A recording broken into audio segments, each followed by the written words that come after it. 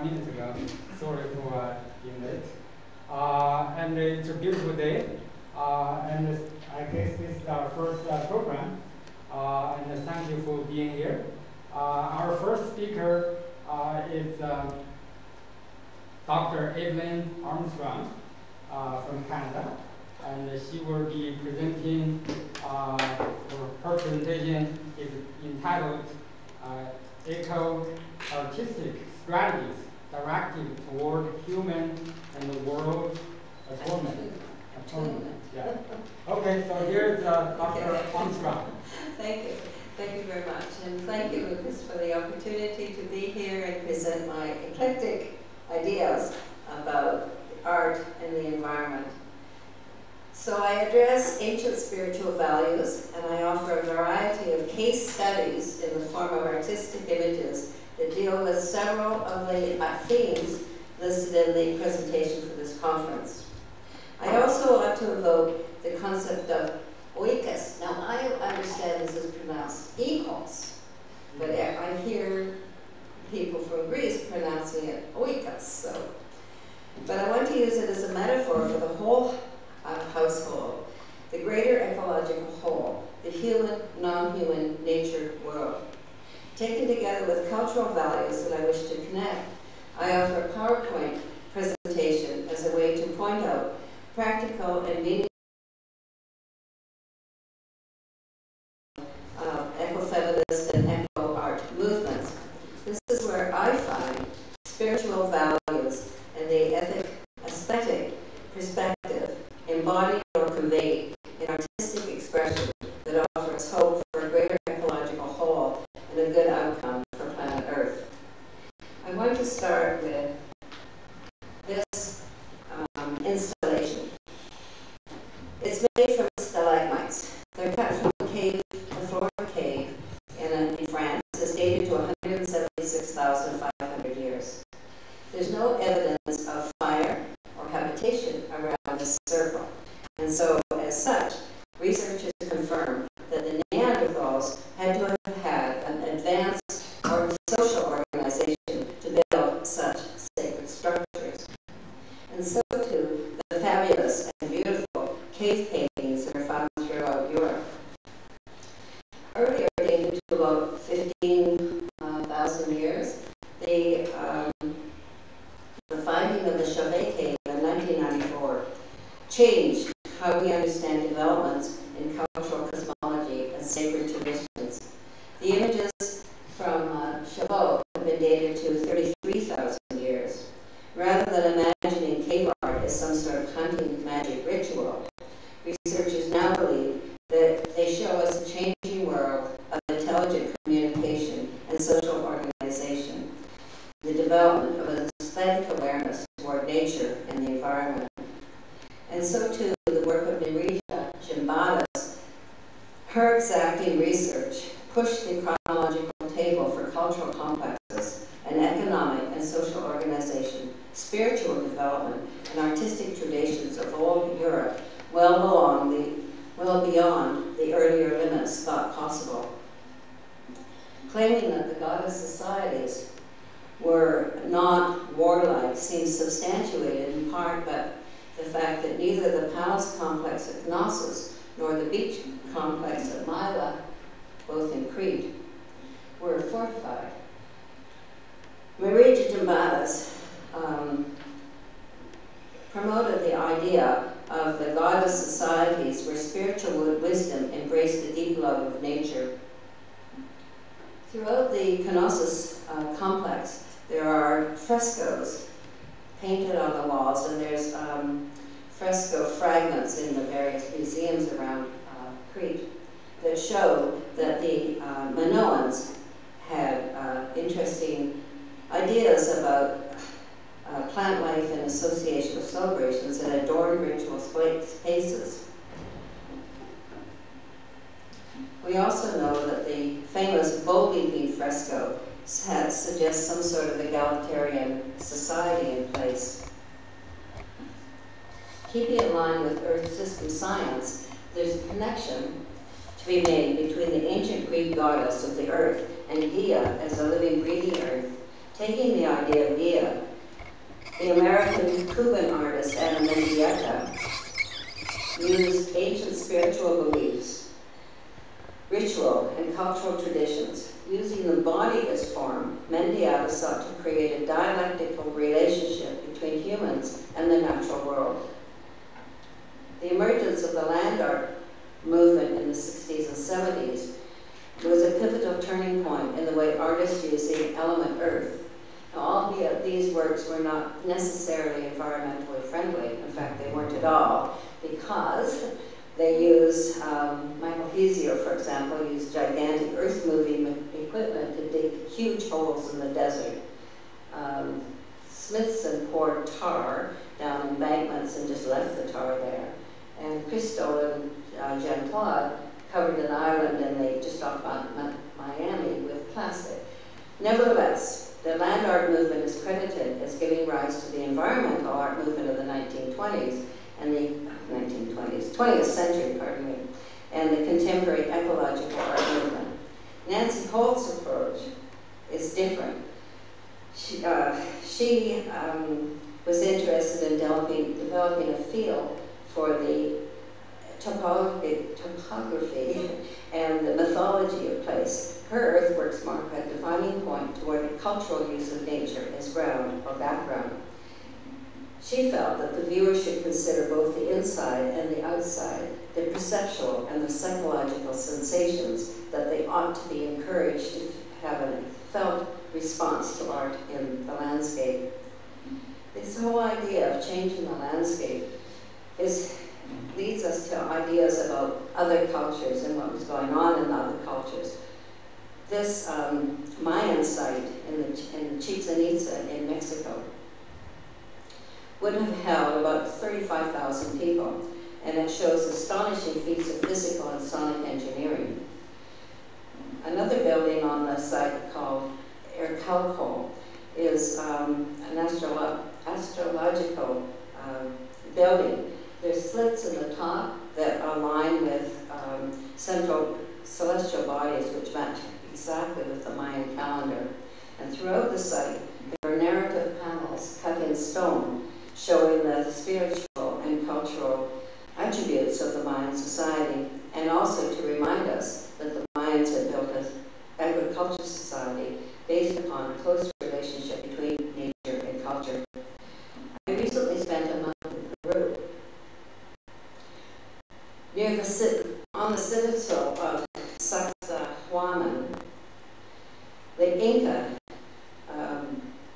expanded the site to cover 3,000 hectares. The huge stones, some of them weighing 350 tons, enclosed a meadow that the Inca used as cultural and ritual space, and the site today is still used in the celebration of the sun for the winter festival, the solstice, and New Year.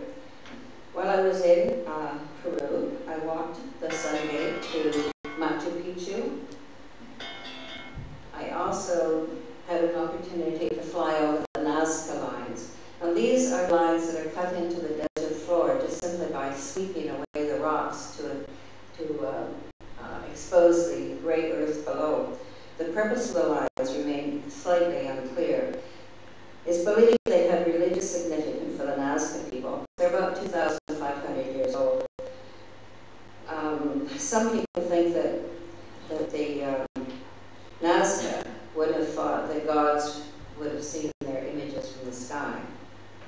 Some lines, just the lines, point to celestial bodies that rise or set in the solstice, and researchers suggest that the site is an observatory in relation to astronomy and cosmology, as an example of Stonehenge. I began my tour to Peru in the north because I wanted to see the pre-Inca cultures, the Lambayuca and the Mochi. Now this just looks like a mud hill, but in fact it was a pyramid made entirely of unbaked adobe brick. It was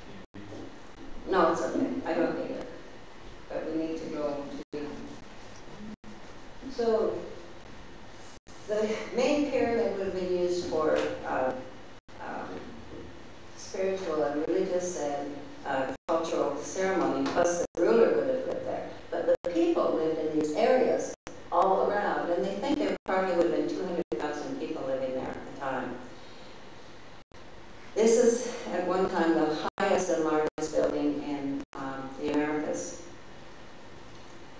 Now, recent archaeological excavation show that there's lines of processional and iconography throughout the whole site. And of special interest are these processional lines showing celebratory, showing dancing, and the lines at the top all throughout this whole site. There's lines showing animals, spiritual ideas, and the spider, which is thought to have been a fertility image. Now, we've seen these processionals before that show what other cultures are up to, walking around, giving gifts, bringing, I can't think of the word, offerings to whatever rulers. And we've seen them in the Acropolis, we've seen them in Persepolis, and when I was here last, I visited the museum in Ecothee, and I saw this processional. But back to Peru. This is an existing wall of the city of Chan Chan. It covers more than 36 square kilometers. It's the largest of its kind in the Americas. At the height of the Chimo Empire, 100,000 inhabitants would have lived here. All that exists at the moment are these complex, eroded brick walls, but of interest is the frieze along the bottom, showing, in this case, it's a pelican, but all of these buildings have this decorative frieze showing their iconography, showing religious ideas, showing cultural ideas, showing how they felt about plants and animals. The most important part of the Inca regime was the Sun Temple, which is now in the city of Cusco and has a colonial church, Santo Domingo, built completely over top of the Inca citadel. One room exists inside from the Inca era. The Inca technology is absolutely stunning. They were able to move water through these complicated channels to water the farms and villages. And as you can see on the hilltop at the far edge there, farming still takes place.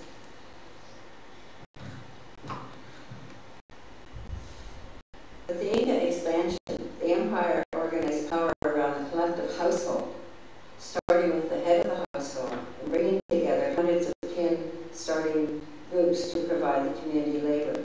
The Inca commandeered crops, animals, and lands. They divided the goods into 3 estates, starting with those for the royal and aristocratic people, and then a portion for the sun farms, and that was dedicated to their religious beliefs. And I think that's really important, that those 3 things existed. So this particular archaeological site near Tipon was one of the religious farms. And finally, land's given over to the peasant farmers who did all the work. And even today, the water is taken to the village below from those ancient Inca sites. And there's an interesting altarpiece that exists that tells the Inca ideology. It centers around the powers of the sun, the sky, the earth, and mythical cycles. And the Inca themselves and many of Peruvians still measure time, plant crops, and celebrate spiritual and religious beliefs through annual festivals. This particular altarpiece shows the central disc up at the top there as being the sun and the moon on either side, the stars, the Southern Cross in the center, and there's a zigzag line to the left there that shows reverence to the thunder and the water that comes from the result of rain. And in the center, there's a figure that represents the family, which is all important to have the, in connection with ecos, is beginning with the head of the household, guiding the family. The greater household embraces the community, the society, religion, The whole idea of theology is centered around the cult of atmospheric phenomenon, and the sun was considered the highest deity. In ancient cosmology, then and now, it speaks to the unity of culture and nature. And we've seen these things in other cultures. For example, the Hopi of the southern United States. Mountain Lake, a Hopi elder says, "We're people living on the roof of the world. We are the sons of Father Sun, and with religion, we daily help our Father to go across the sky. We do this not only for ourselves, but for the whole world." In my home, the Nikalahamax First Nations people believe the tradition of rock painting dates back to the mythological age. Archaeologists think that it's about 5,500 years. Borrowing the powwow tradition from the plains and keeping with the tradition, have a huge gathering every summer that brings First Nations people together from around North America. And in celebratory dances and in drumming and singing, they bring their culture together and speak of their cultural continuity. In the Northwest Coast tradition, huge carved cedar poles and house fronts depict spiritual beliefs and images representing the family, ancient celebratory dances,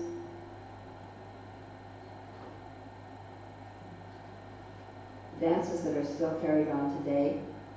The potlatch feasts are still held, and feasts that bring the family together are meant to bring the entire community together. In other traditions, the dances wearing masks are meant to link human activities with nature and the animal world. These transmit messages from ancient wisdom to the contemporary community. The wild man of the forest, which is the mask that this one is showing, is played out by one crazed by the lack of community and human interaction. The mask of the grizzly bear asks for courage from the community.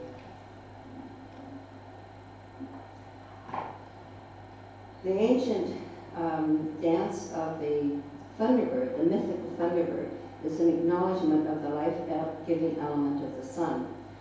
The beak, the dancer pulls hidden strings, and the beak of the mythical bird opens to reveal the ball of the sun as it travels across the sky to the other side of the world. On the other side of the world, in the history of Egypt to be explicit, the ruler Amenhotep transformed the political and spiritual cultural life of the country by forming a religion honoring the sun disk. With images of a blue planet beamed to us in space, we entered an age of ecology.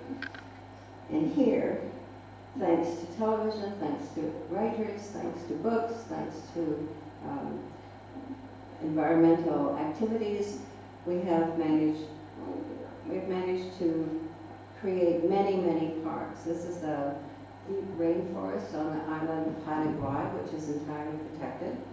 This is the Great Bear Rainforest, and there's many of these parks protected throughout Canada because of environmentalism. This is a national park in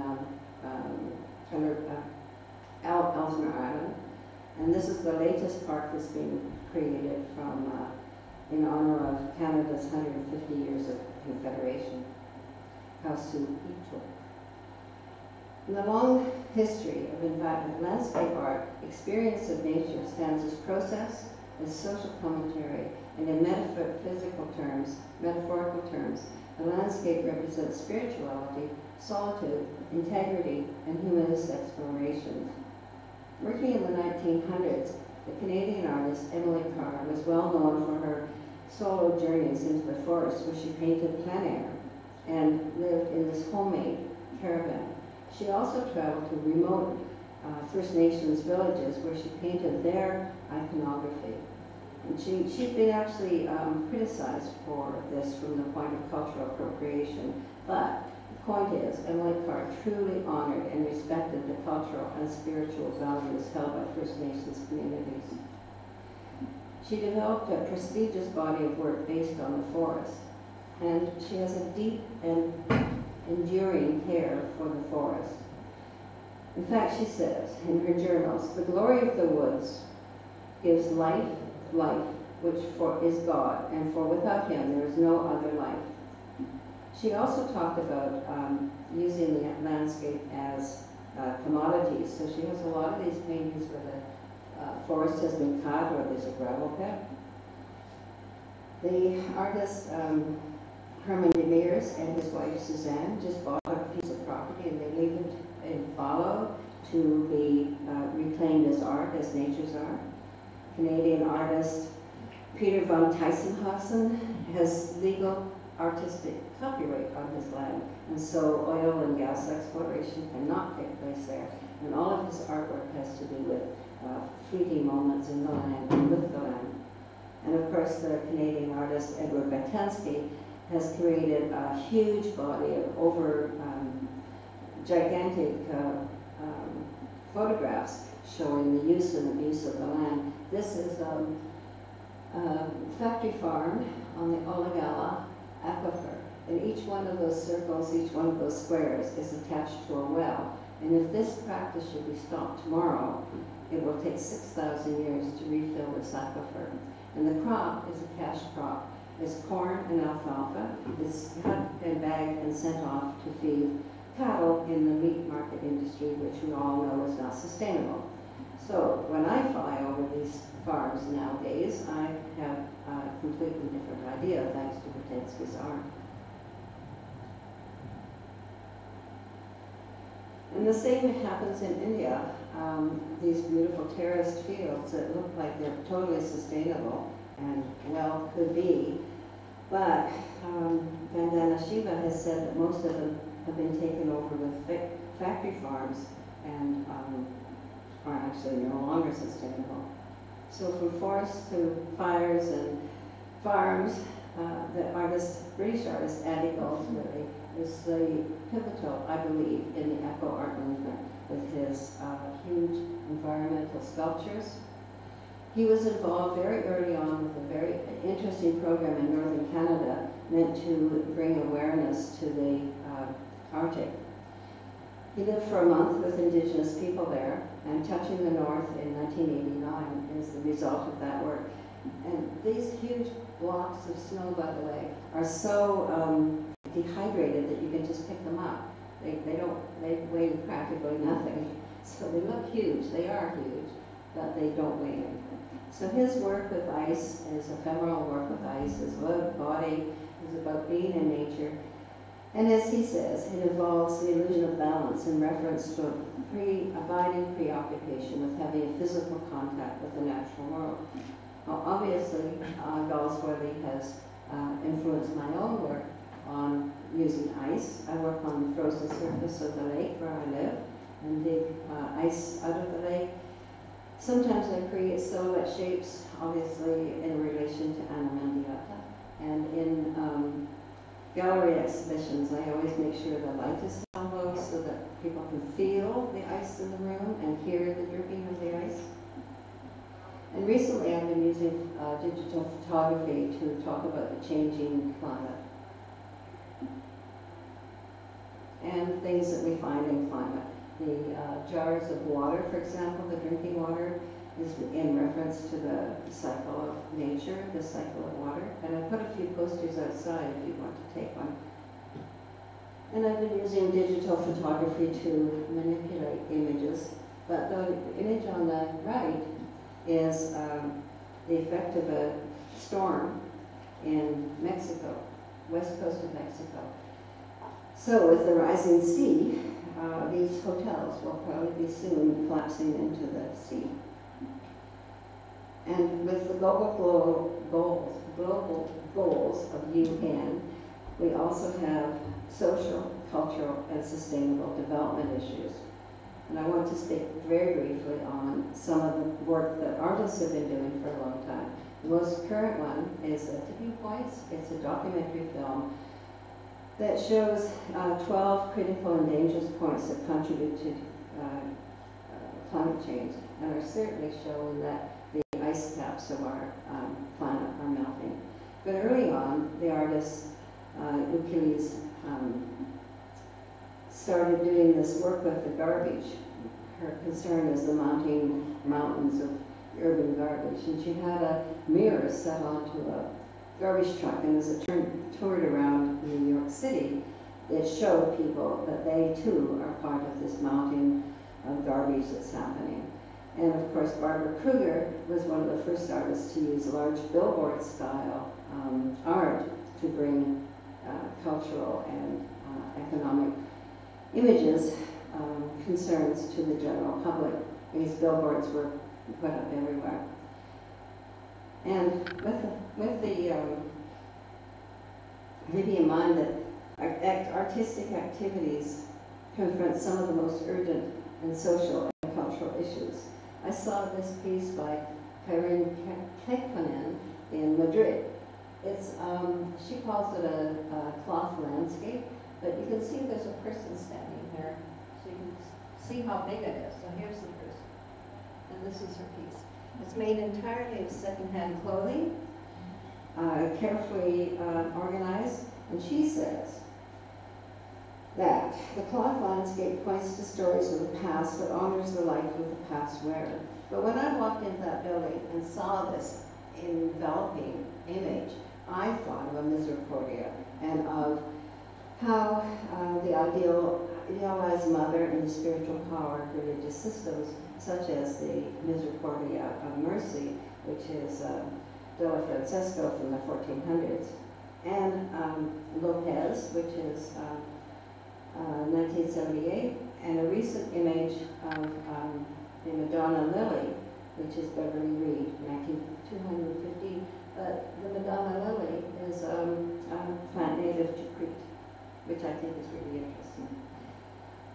So, as far as cultural images are concerned, keeping with the global goals for peace and justice, cultural activist Rebecca Belmore uses site-specific performance art in a public place to draw attention to the serious issues around human trafficking. And so too, artist Mary Longman uses a huge billboard-style art that challenges assumptions about social and political issues around effects of colonialism on Aboriginal communities. For some artists, big industry provides a starting point to address environmental challenges in public and political contexts. These images is a hydro dam on James Bay in Canada, and cut blocks in the forests, St. Lawrence Seaway, which, as you know, is a long time ago, but it, in fact, flooded many, many villages.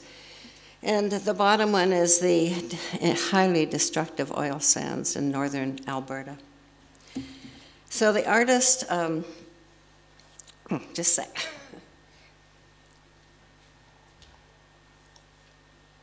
Lawrence Paul addressed the issue of the hole in the ozone. And his very witty, red man watching white man trying to fix the hole in the sky is really a hard-hitting commentary on the major political, social, and economic and environmental issues facing Indigenous communities today.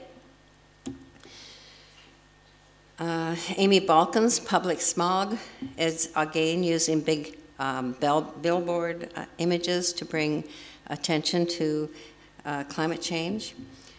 Rebecca Belmore has taken her audio-visual performance piece to communities to speak of unchecked, unsustainable energy extraction. And again, Edward Bartensky's flyover images. This is an open-pit mine very close to where I live. And in Canada, especially in British Columbia, there's a contentious issue about hydroelectric power and flooding and destroying villages. But someone mentioned the other day about the river.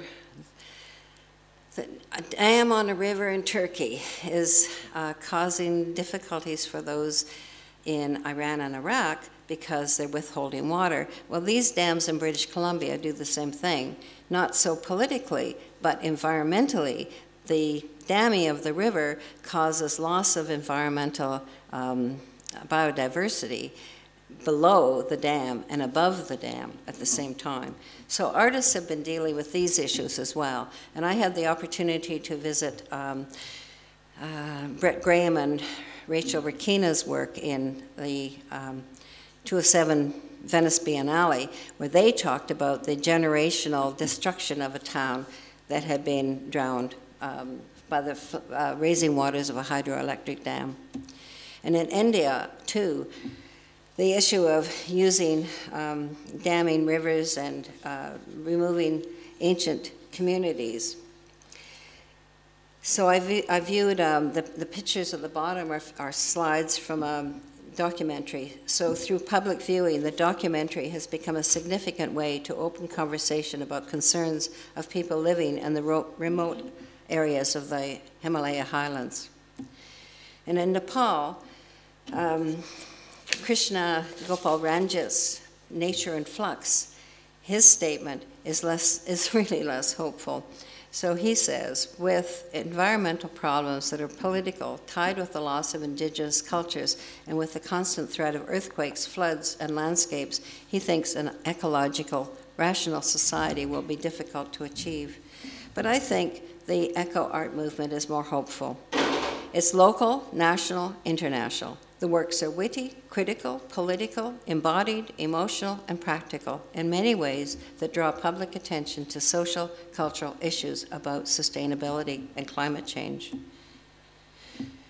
And Patrick, what is his name, Blanc, he brings some very interesting uses of nature to cities with he's the inventor of the vertical garden. And of course, making simple, personal, can't think of the word, choices, simple personal choices, such as my own little garden. And Loren Berkowitz uses the idea of the garden to draw attention to the loss of indigenous plants in Australia. Again in Australia, a group called Artist as Family, they procure public lands such as this one on a church land, and they grow gardens. They give the food away to the homeless afterwards. Nicole Dextrous, we're not separate from the natural world. There's beauty in every one of life's cycles. Marlene uses the technique of walking, the strategy of walking the land, and she says that just being touched, the idea of being in nature and touched by nature, creates a lasting relationship between the human experience, the land, and the impact on each other. Also walking is Rodney Neufeld and Rhonda Neufeld and Rodney Konopaki. They do this interesting thing. They walk together, they hold the drawing thing together, a piece of paper or a matrix, and they draw on it.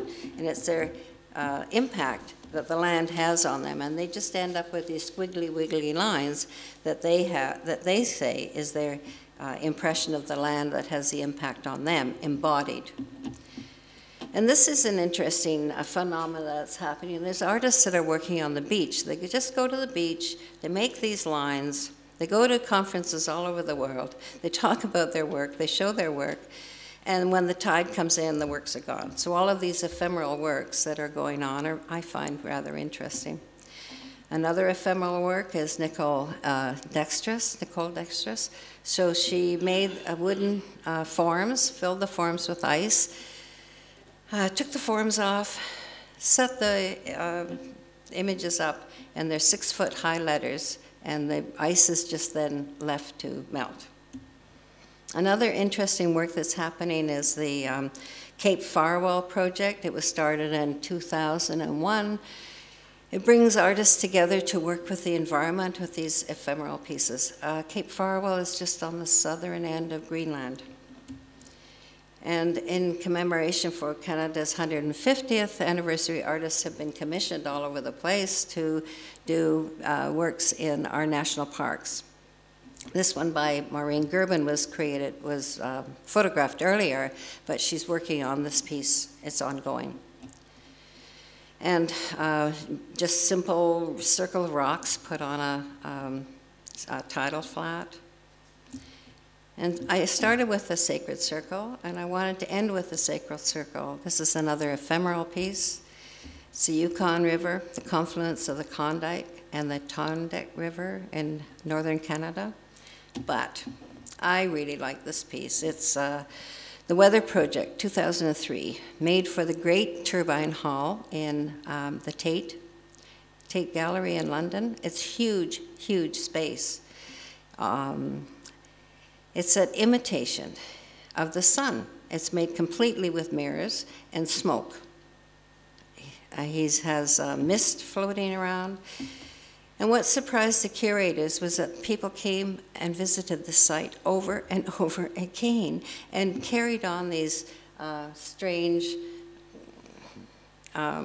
performances in front of this image of the sun, as if they were honoring the sacred impact of the sun. So, no matter how bleak things appear, the ethical paradigm calls for getting involved in something that has a future. And I'll just let you read that yourselves.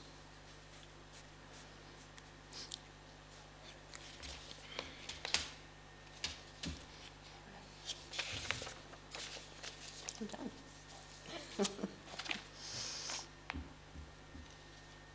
So for me, the current eco art movement involves emotional and spiritual identification with the natural world. It involves works that are directed toward raising public awareness of the impact of climate change. And finally, it involves work that are directed toward reconnecting humanity with the beauty of the natural world. In this sense, like other environmental artistic expressions, the eco art movement conveys hope for greater ecological whole, ecos, and the good outcome of planet Earth. So, thank you.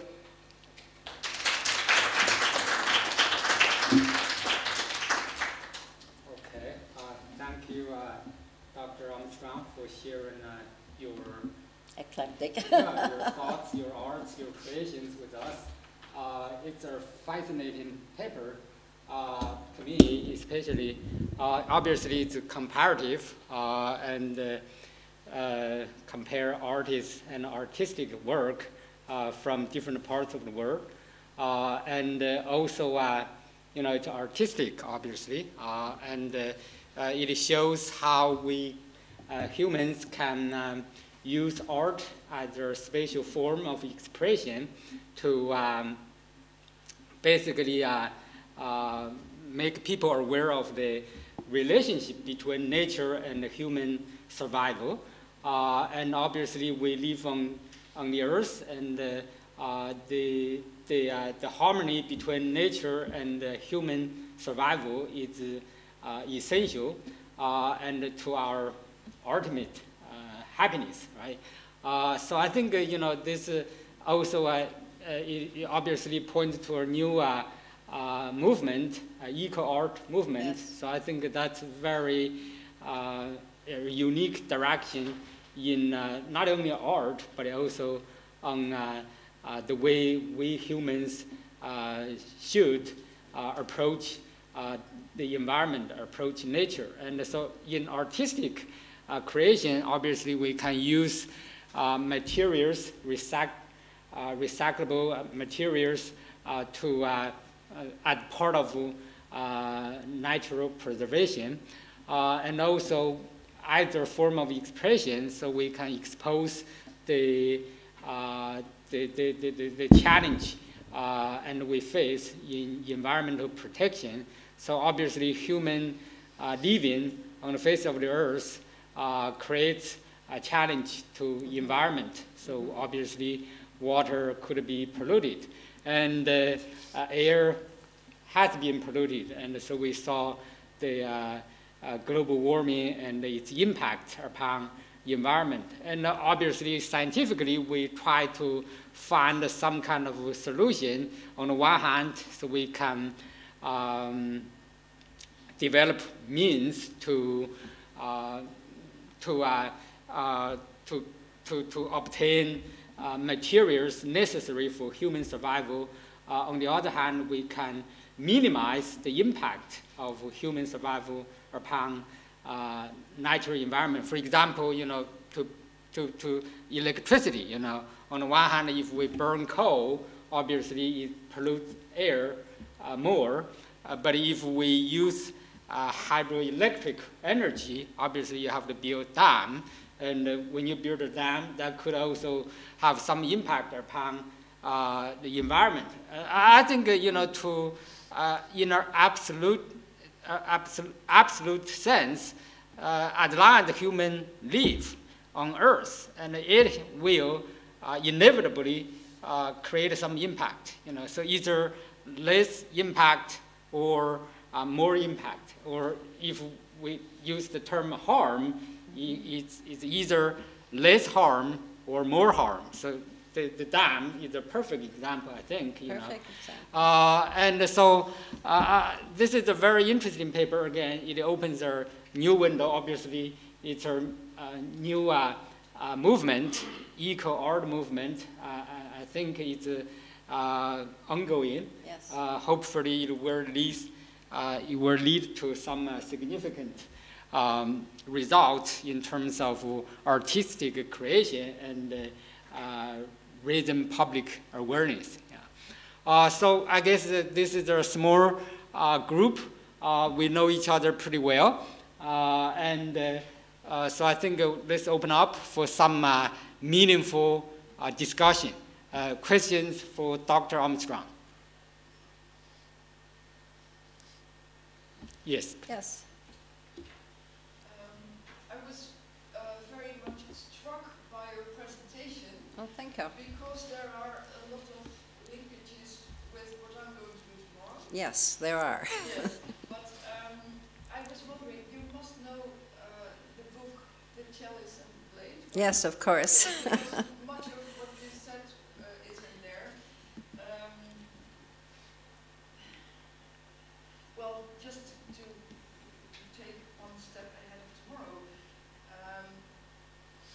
the interesting thing of this all is that we all know this somewhere deep down, but we have forgotten about this. So, tomorrow I will have a presentation about Jung and about his work on the collective unconscious. All these images and the meaning of that, we somehow still know, but we can't reach it anymore. So that's why I think artists are the first people, because they can reach, they're used to reach into the unconscious, they can still get there somehow. Yes. They might be forerunners, I hope so, forerunners to a bigger movement of people who are getting conscious of these things. That could help us to steer away from the Yes. Yes, and you know, I could easily show you lots of images of disaster and mountains of garbage and other issues that artists are dealing with, but I chose the more hopeful approach to raising awareness through the artworks, and I'm quite interested in all these ephemeral pieces that artists are doing right now, myself included. Yeah, thank you. Yeah, I think a gentleman there. Yes? Yes? I think this is a very interesting approach because it brings a different perspective on how art can contribute, as you said, to awareness raising, to changing attitudes. My question is, from this artist perspective, how do you see the collaboration with academics, environmental movements and actions? You were showing some pictures of demonstrations in relationship to this. Do you feel there is an easy connection, or these are two different worlds somehow moving in parallel? No, I actually see a connection, quite a strong connection. And you know, every once in a while, an artist will become on the public stage, like Barbara Kruger, like Marilee Euclides, like Edward Bartansky. And when that happens, the whole world gets to see their work. It's not just kept in these little pockets of art gallery or museum. So when that happens, and they're dealing with the environment and images of the environment and cultural, social, sustainability issues, I really do think it has an impact, a wide spread impact. Yeah, so art indeed is a very powerful form of expression. So I guess it acts on our instinct. It Yes. acts on our conscience. And so a great piece of art, obviously, I would say it's more powerful than tens of words. You know, Yes. so people just look at the art, and so and you can and the image can invoke many serious, you know, thoughts. So in that sense, it's really kind of more powerful than tens of words. Yes. You put on paper, or you speak Yes. on a platform. So let's open up more. Lucas. Thank you. I would like to congratulate you for this wonderful presentation. And Thank you. it is for us who live in a tiny country, I would say. It gives another amplitude of how we can work with the landscape to bring another added value to the environment, Mm-hmm. to the nature. I would like to ask you if you have collaboration or relationship with Greek eco-artists, if I can say that? I Or wasn't how able can to we waken up some more. Greek artists? Yeah. Well, where are you? Documenta Castle was in Athens this year. Part of it. Documenta is an international art program that happens every 5 years in Kassel in Germany. And part of that program was shown in Athens this year. Now, if that doesn't give someone some jolt, I don't know what would. And I'm sure that I don't know what was shown here, but I'm sure that that would be opening a lot of dialogue. Yeah. I'm thinking, for instance, can we arrange a kind of exhibition in the old harbor of Hania and to share the ideas and I would think so. also, I'm thinking to give a sample to the kids that have been taking part to our competition, Mhm. for instance, to give one copy of each art or something, just to give them more inspiration Mhm. to go ahead. Because Mhm. I think it has a powerful message. Yes. And also it will help us for our common goal. Yeah, I agree. I don't know how that could happen, but I think it's a very good idea. Thank you so much. Yeah, thank you. Mhm. Yeah, more questions, please. Well, I think this is fine. I'll just show you one more slide. So over the summer this year in British Columbia, we had huge forest fires, just huge forest fires that burned for weeks and weeks and weeks. And in my community that was about, 200 kilometers away from the fire, this is what the sun looked like for weeks on end. And the fires were clearly caused by global warming. We had an extremely dry summer. We didn't have any rain from May until September 30th, no rain. And obviously, as a result of global warming, our areas are being affected throughout the world, not just that little spot. So thank you. Okay. We had a great session, and so thank Dr. Armstrong for sharing again your work with us, and thank you for asking questions and for sharing your comments. So I think our next session will start at 10. There is now a presentation of Dr. Andreas Losch. Oh, okay. My question is, how much time do I have? You have a little more time, don't worry. I take half an hour. Half an hour, yes. Could you pass me that? This one, okay. Oh, I'm sorry because the title is not here, so I No, thought I it know. was only one presentation for you. Oh, okay, sorry. So I guess we can just Yeah, so each presenter should have like 30 minutes? Okay, okay. So Dr. Locke? Andreas Bosch. Bosch. Yeah, I think. Yeah, hello, welcome to this presentation. I tried to keep it short and I will give you an overview of the topics I'm talking about. This is, I have to say maybe that I worked the last 3 years for the astrophysicist at the University of Bern, although I'm a theologian. So that's maybe how my perspective on the topic was generated.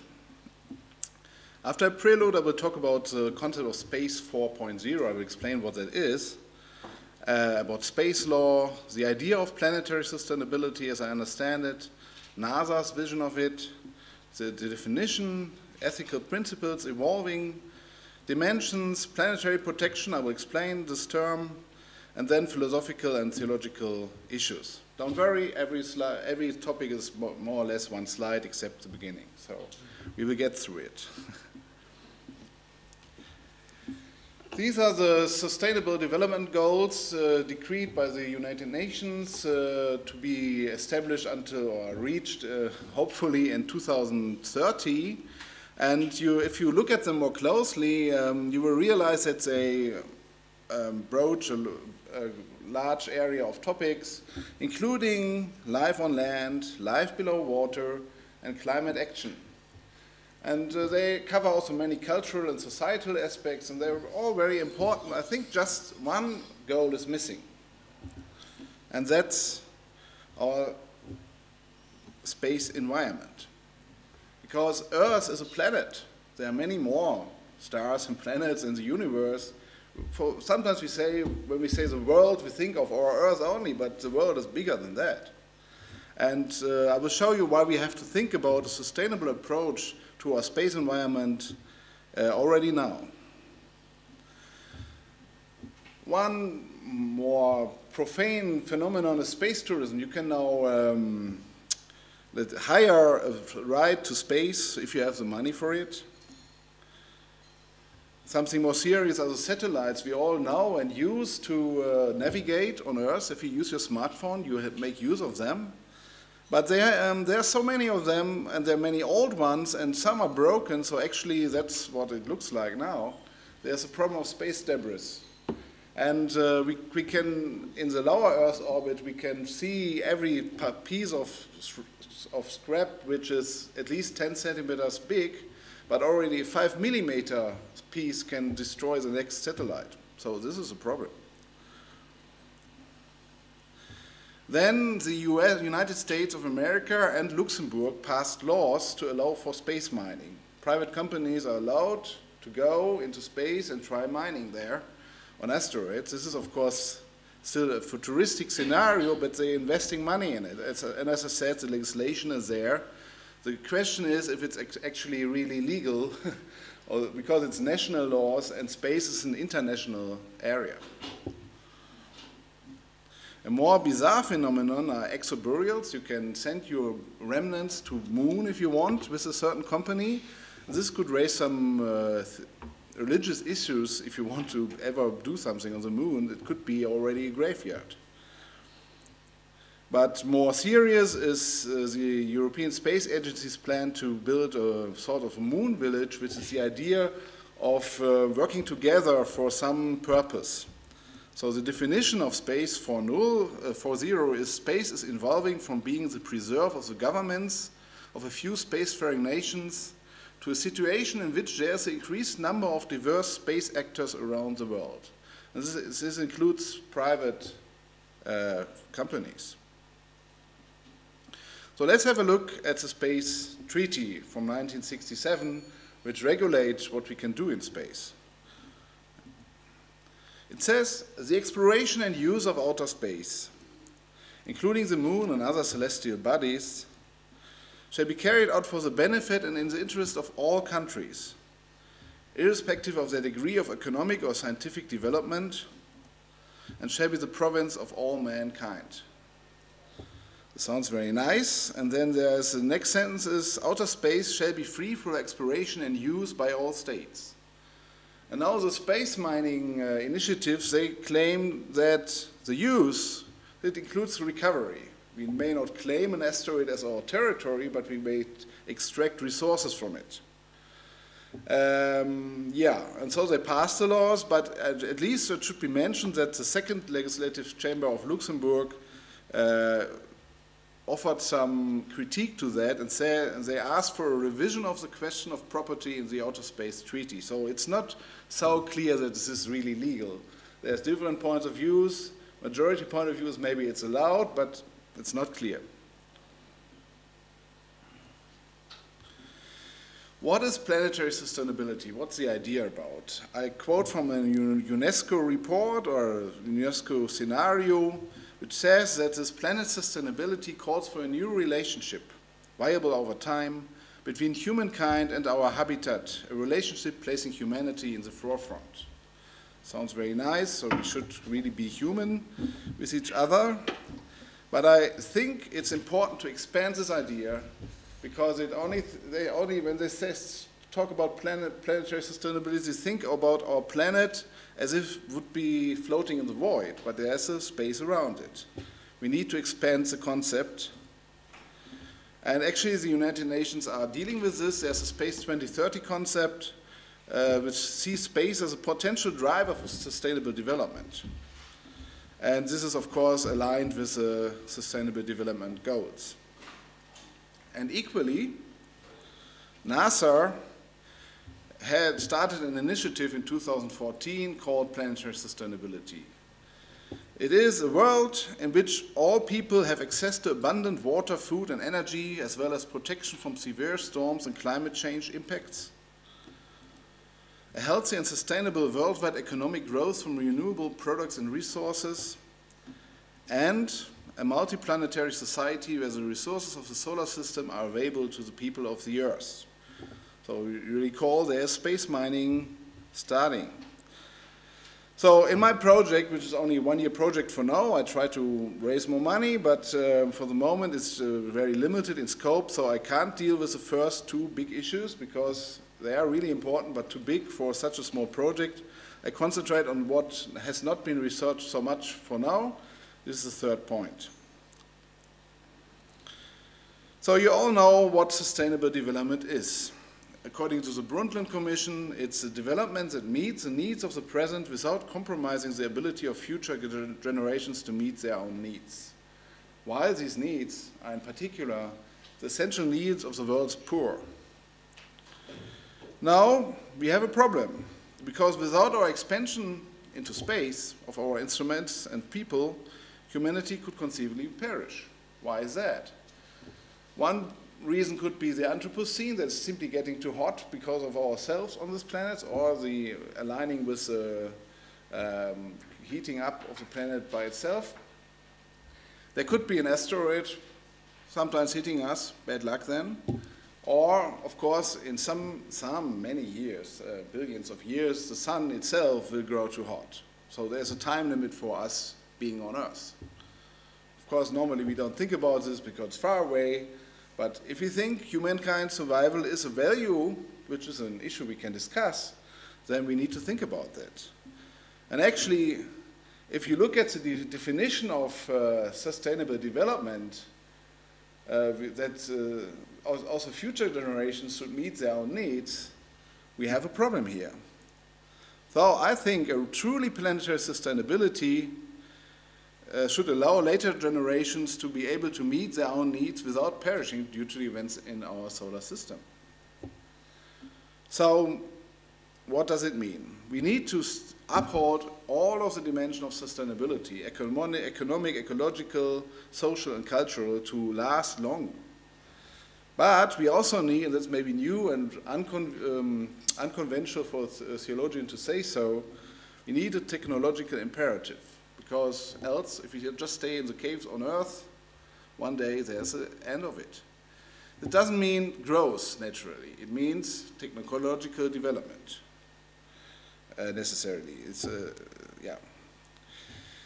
And if we look at extraterrestrial resources, we have to talk about acquisition and intervention of these resources.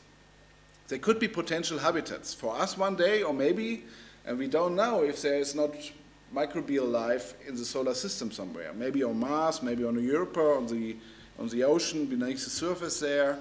We don't know. That's what people are looking for.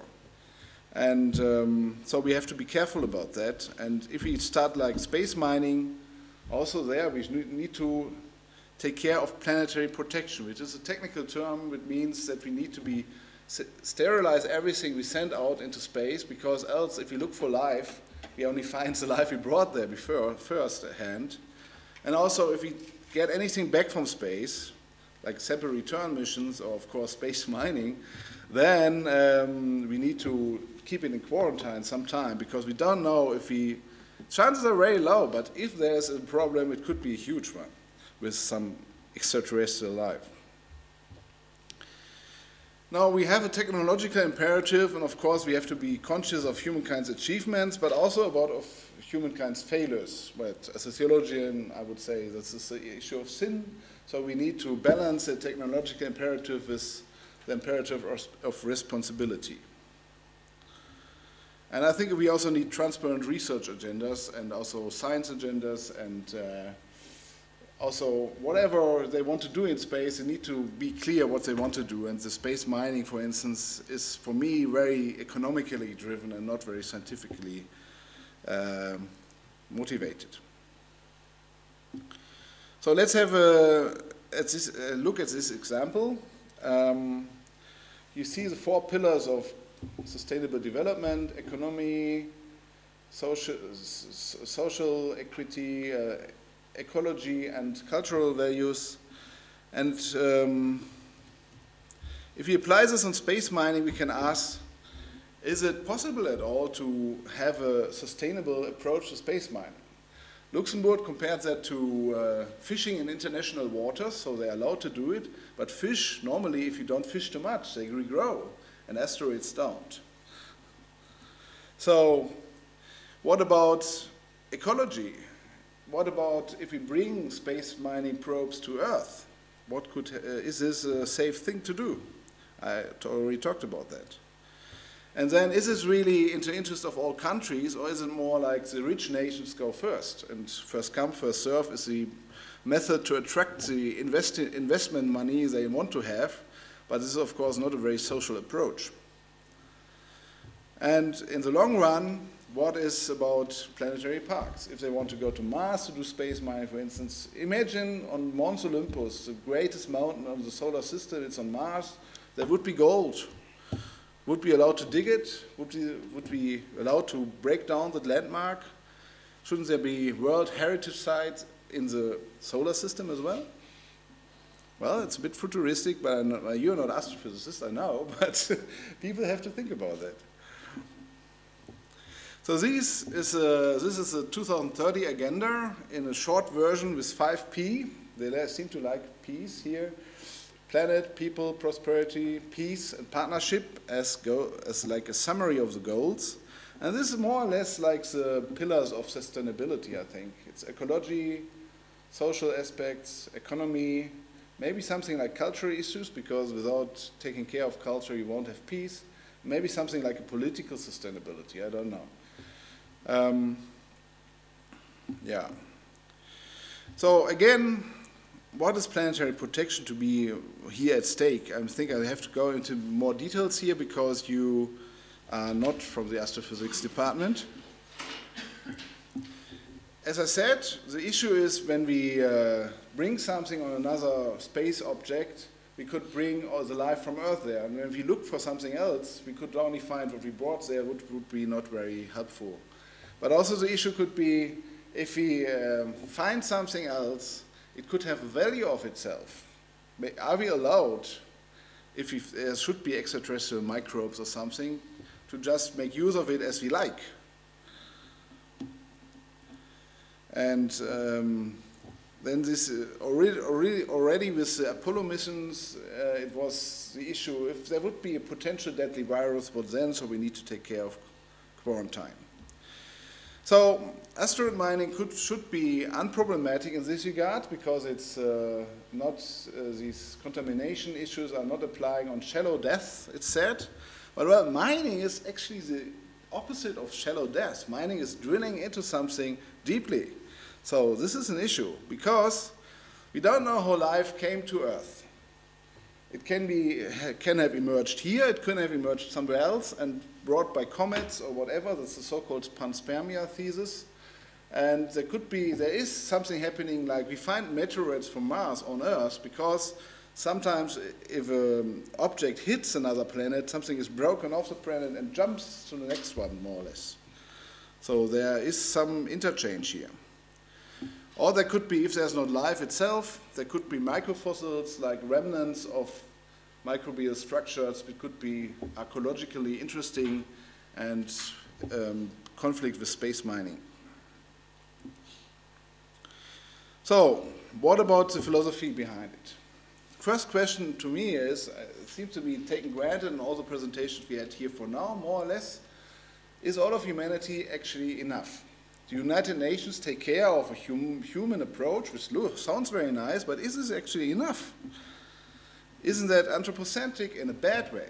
Like, we look on ourselves, but we don't care about what surrounds us as long as it doesn't affect us.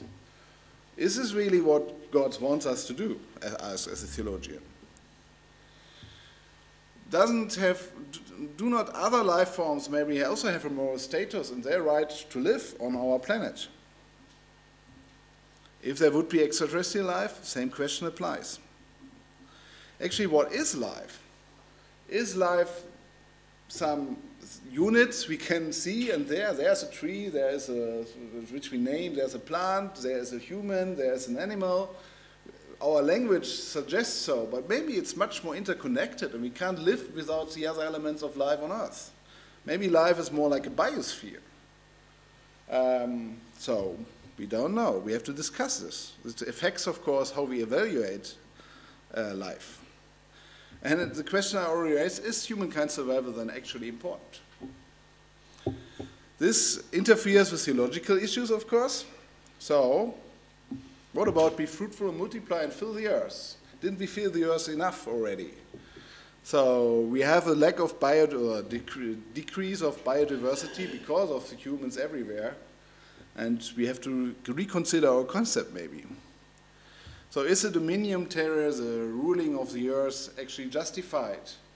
And what's meant by terrae here with Earth? Is it a planet Earth, or is it any habitable world? What is a creature and its status? Is it like we are all creatures and animals are creatures? Again, the same issue. Or where does it stop? We also know that also the Earth is a creature to some degree. And where is the limit of a creature, and where does the next creature start? Nobody thought about that, I think, for now.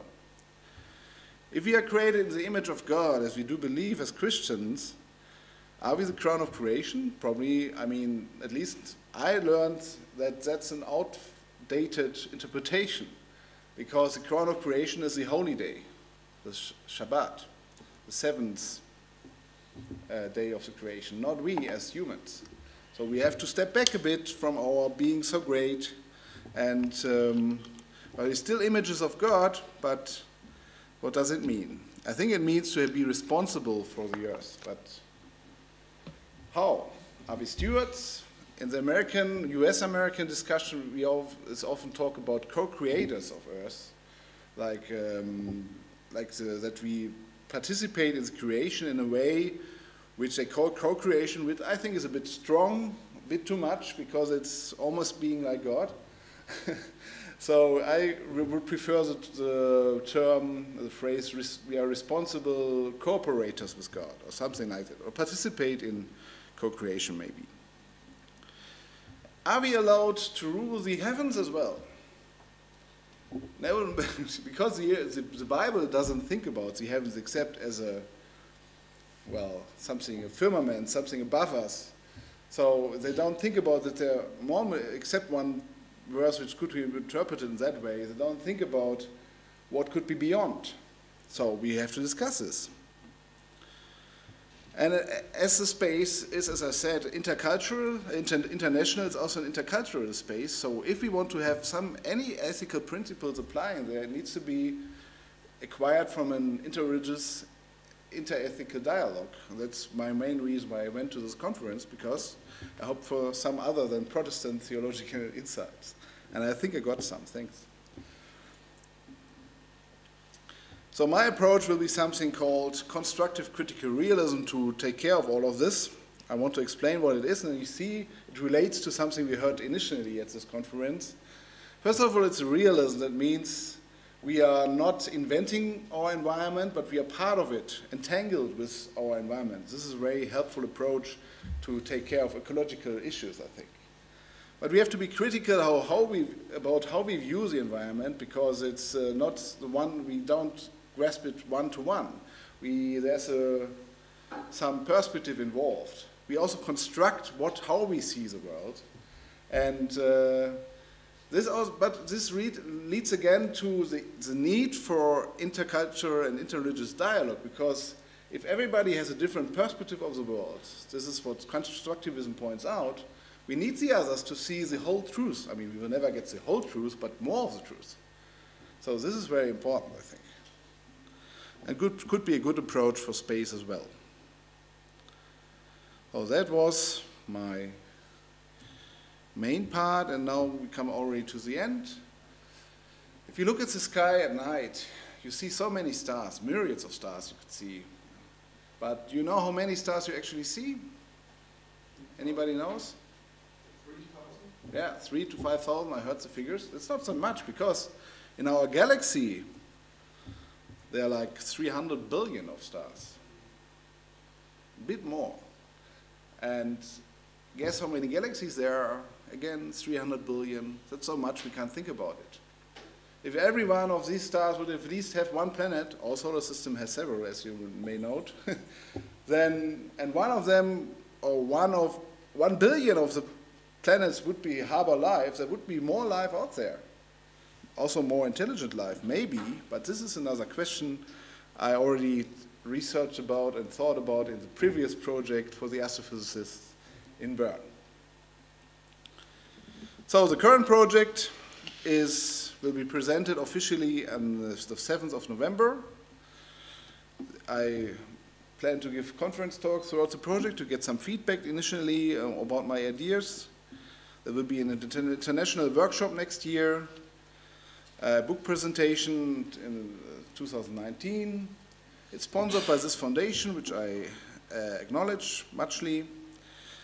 And I have quite some cooperators in the program, and if you want to know more about it, just head to this website, planetarysustainability.unibe.ch. Yeah, and I thank you for your kind attention.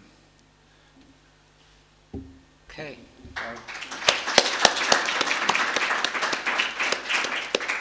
For a big contrast to our first presentation, so this one I would say futuristic, and I think based on our current technology, it's possible, but obviously it's not there yet.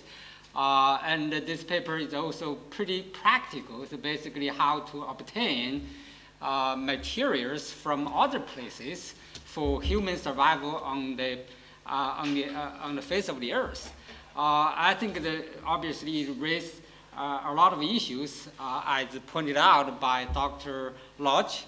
So obviously it's a form of human expansion into the universe, and also if it's a kind of pollution, a shift of burden, so we pollute the Earth.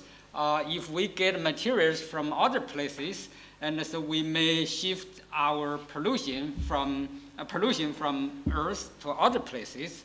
And so there are a lot of issues, and also as far as religion is concerned, and so let's say we are created by God, and then it's God's arrangement or it's God's plan for us to move beyond Earth and to find some other habitat on other places. I think, again, this paper is very interesting, and it opens a lot of questions. And so for that matter, I would like to get some questions from you. Yes, please. Thanks for your wonderful been following, I'm following for years what's happening in this field of research. So the burning question I always have with this, how interesting it is, but to me, the image I get from this research and this thinking is that it's not so much exploration as that it is a fleeing or seeking refuge, so to speak, from the world's problems. So can you give me a little bit of insight in how far this research really is interested in sustainability on Earth? Because you say NASA sees space exploration as a contribution to sustainability on Earth, but my impression is always that it's rather, a way to escape from the problems on Earth for the very rich in the future. I don't see how investing big money in this research can help the problems on Earth, let's say, any time within the next 50 years or so. Do you have any idea how people who work in this field think about that? Yeah, I mean, that's why I want to have some ethics of it, because I think it's missing somehow. It's more like the first come, first serve thing. So that's why we need to think this through, although not every astrophysicist is ethical immoral or something, of course not. They think about these things, but I think it needs to be part of the discussion. And the question how space can contribute to sustainable Earth, as I said, I think it's truly important. Maybe I should think about it some more before I do the next presentation, but it's not part of the project in this stage, because you always have to delimit your things. But one thing was also mentioned in your question, which is not so true. I think people always think, oh, there's so much money invested in space research. It's not. It's not so much. It's much more expensive to build the Large Hadron Collider or something like that than, yeah. So it's, but they also try to raise more money through the cooperation with private actors. And that's actually where it gets delicate, I think. I'm not totally against it personally, but I think there need to be ethical standards, and they shouldn't be just, it's too much liberalism only, I think.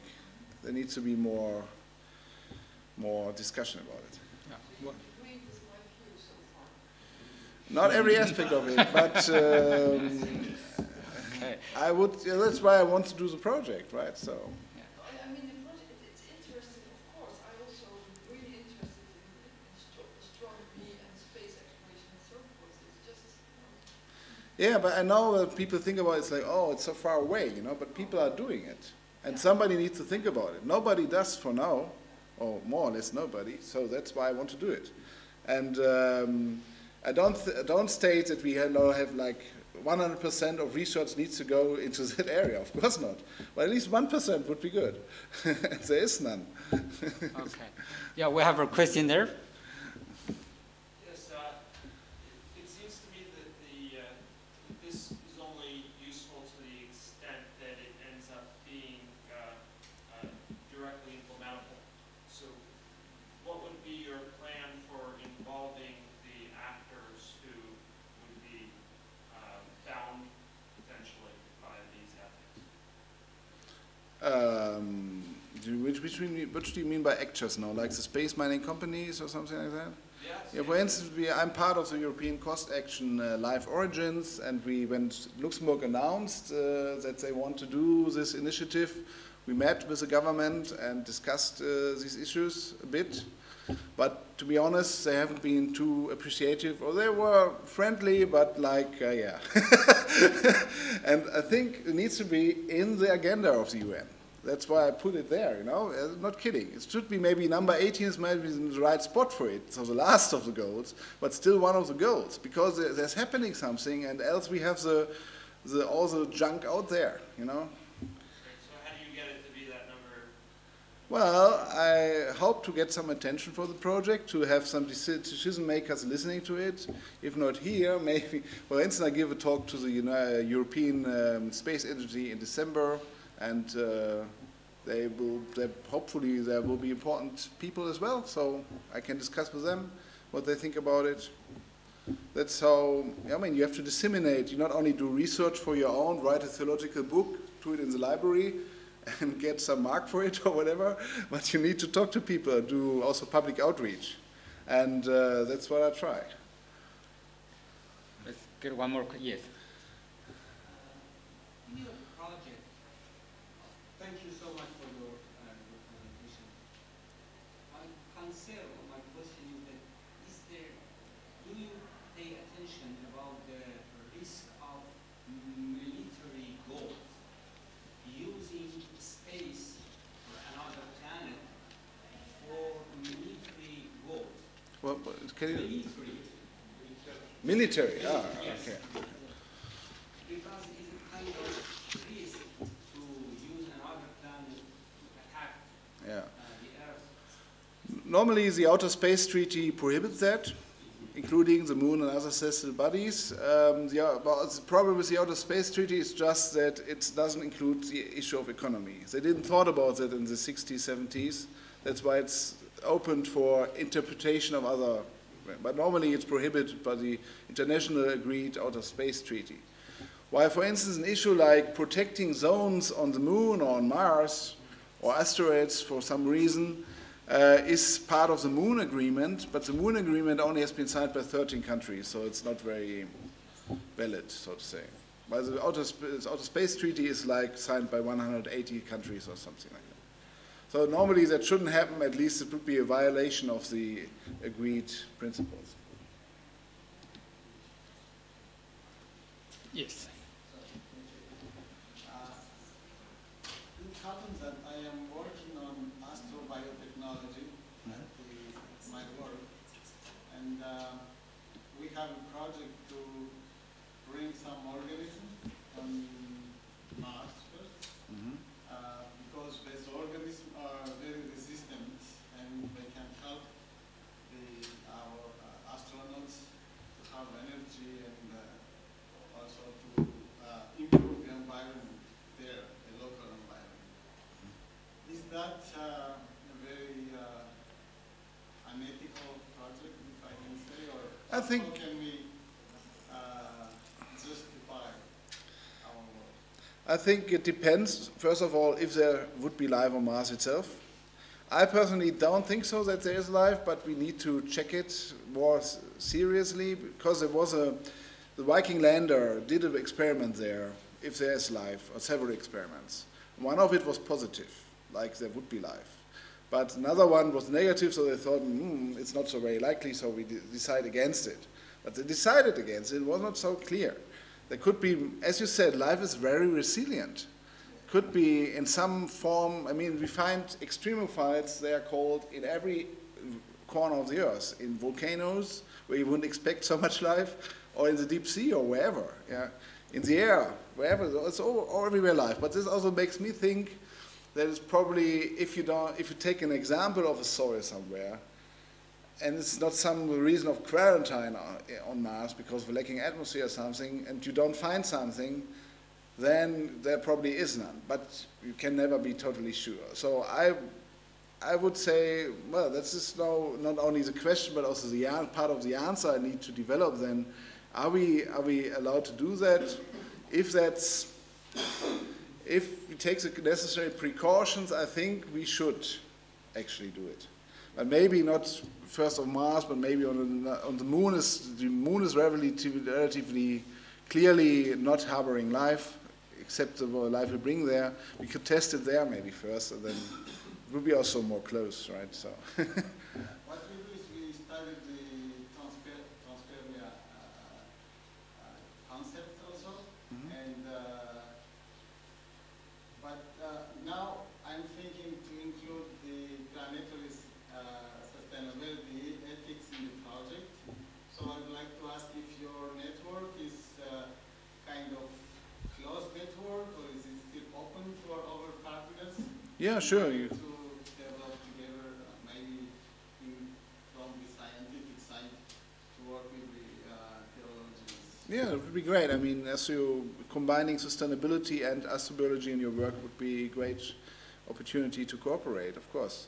And yeah, and anybody else who is interested, you can have a look at the website. There's a newsletter you can subscribe to. There's more information, and also I will inform you about articles. There will be soon an article in the International Journal of Astrobiology about it. So if you want more details, but I can send it to you, of course. Thank you very much. So this last question, we will talk it later, but could it be also, for instance, be developed as a Horizon project or as EU different? Yeah, to be honest, I applied, but I'm not sure. I didn't have so much time to prepare the application, and the level is very high for at least for the starting grants, the ERC grants, you know. So I will know next year what happens. I also applied for the so-called Franco-German fellowships in climate something research or so, and I will apply with a third foundation because 1 year is simply not enough. I'm very grateful to the foundation for funding that first year, but it's too big for 1 year, and yeah. We will talk about it because we used to apply also with different grants. Okay. Let's talk more about this. Yeah. Okay. Yes. I think I'm sorry to little bit add to the moderation task, but now we are a little bit running out of time. So I suggest the next moderator to continue right away for the 2 presentations before the coffee break, and then we'll have a shorter coffee break, and we'll hope to join again. Yeah, so 20 minutes for each presentation, if you don't mind.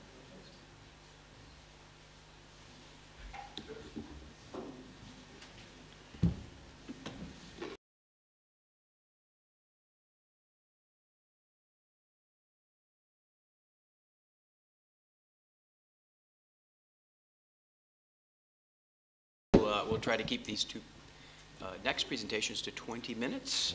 And we have a representative from Terra CRETE, and also Dr. Shaw will be speaking on natural environment and environmental protection from the perspectives of common sense. You'd like to go? Are you all prepared?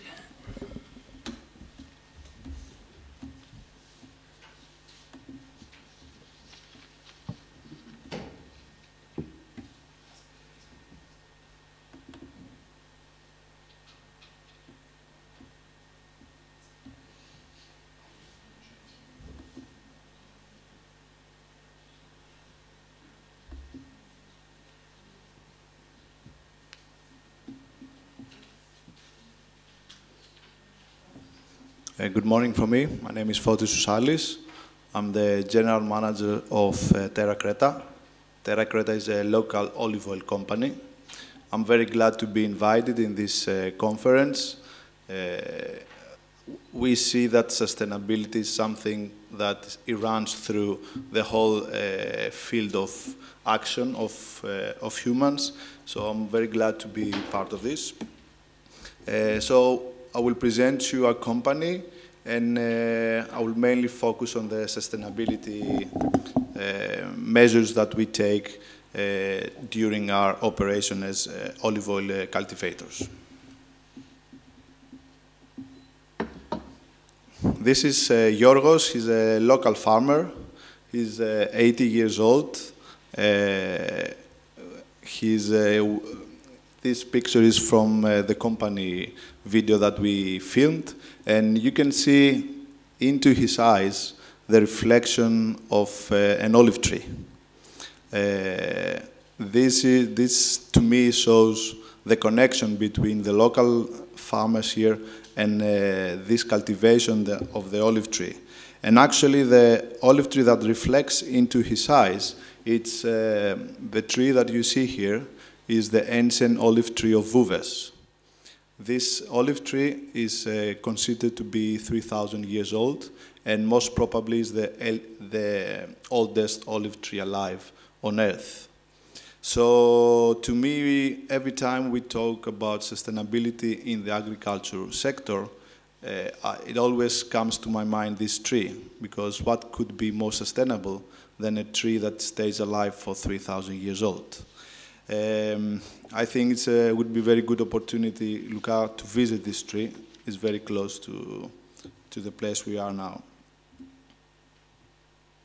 So extra virgin olive oil is not a simple agricultural product, at least for us who live here in Crete. It has a long, long history, and it's been connected to the life of people here for thousands of years. I believe you know, but it's nice to see it in Knossos Palace and in Festos palaces. There have been many evidence of use of olive oil.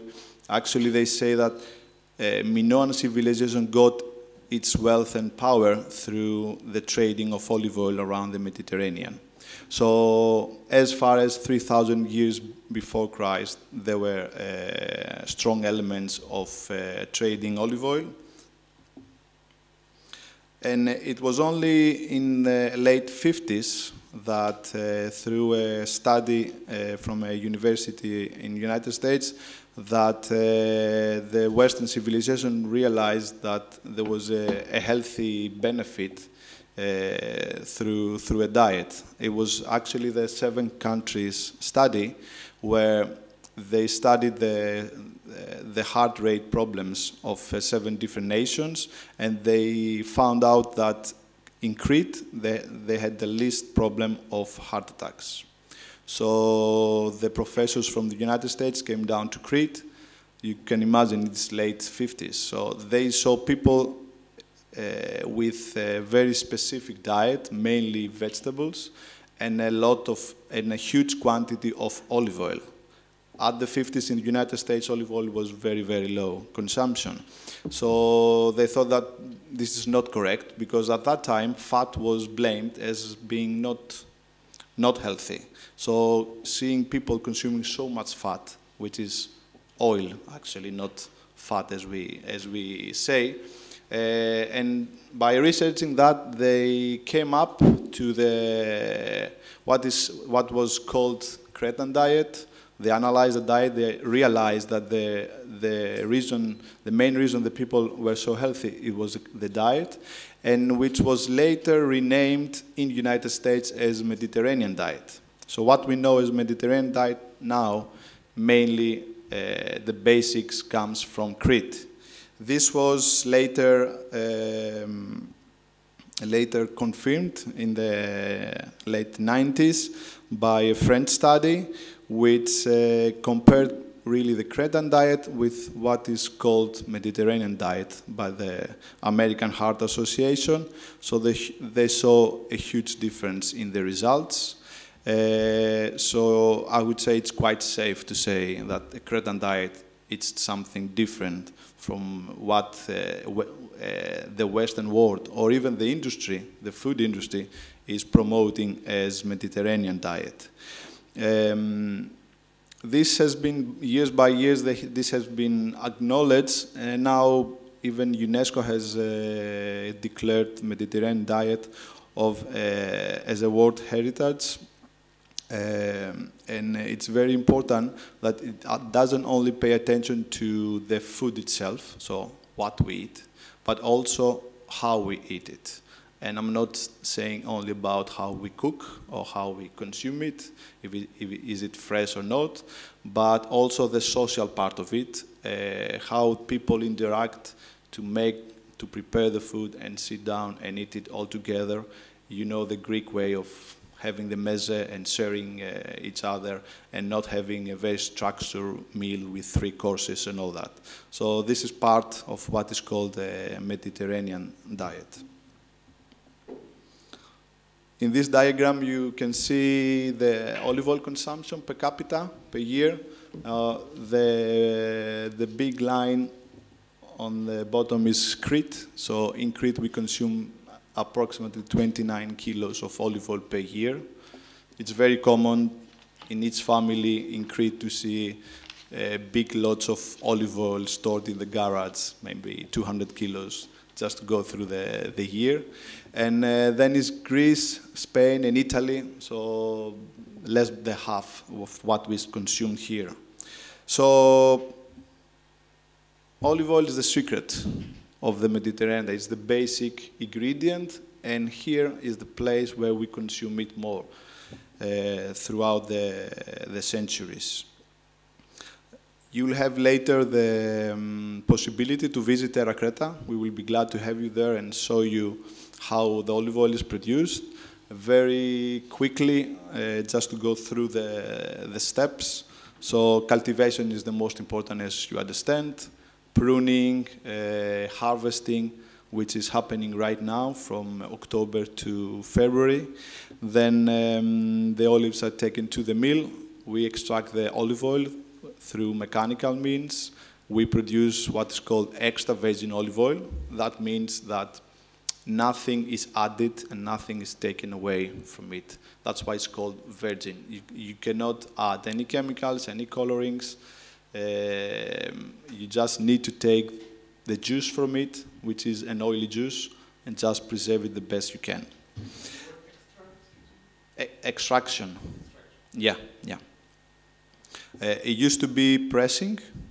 I believe from another company they will tell you about the pressing, which was the old way of pressing the paste. But now we centrifuge it, so we use the word of extraction instead of pressing.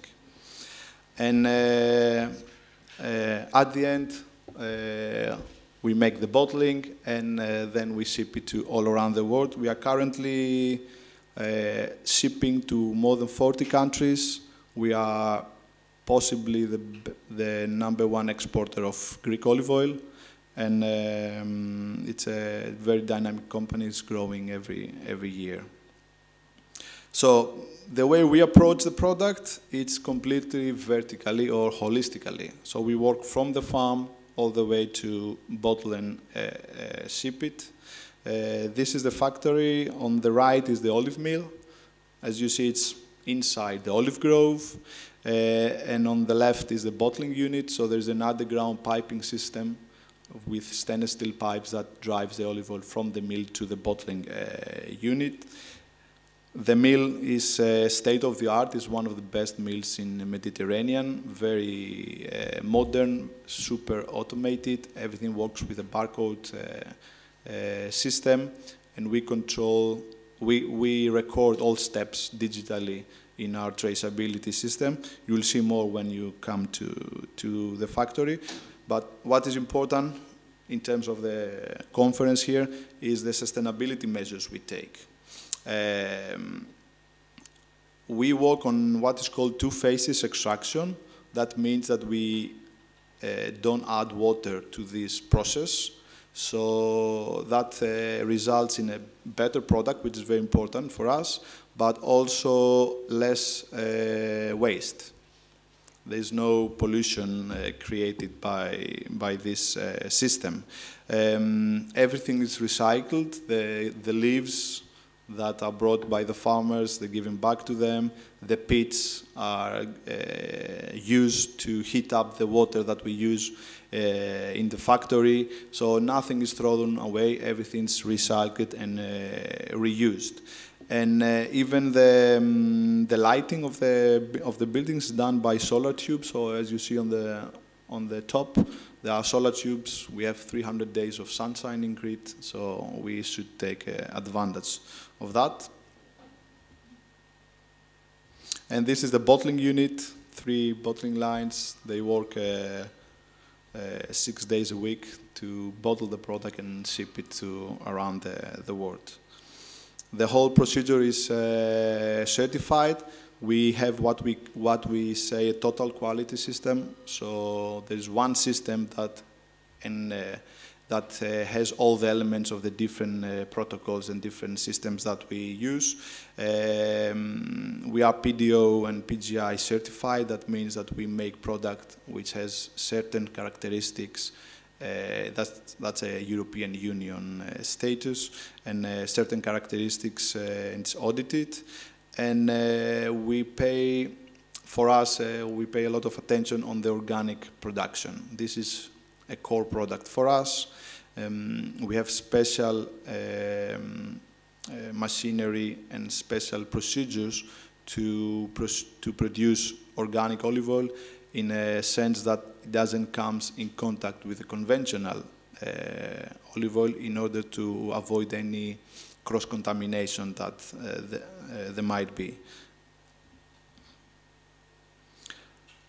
Going a step further, we launched a sustainability project last year, which we call Farmers' Heritage.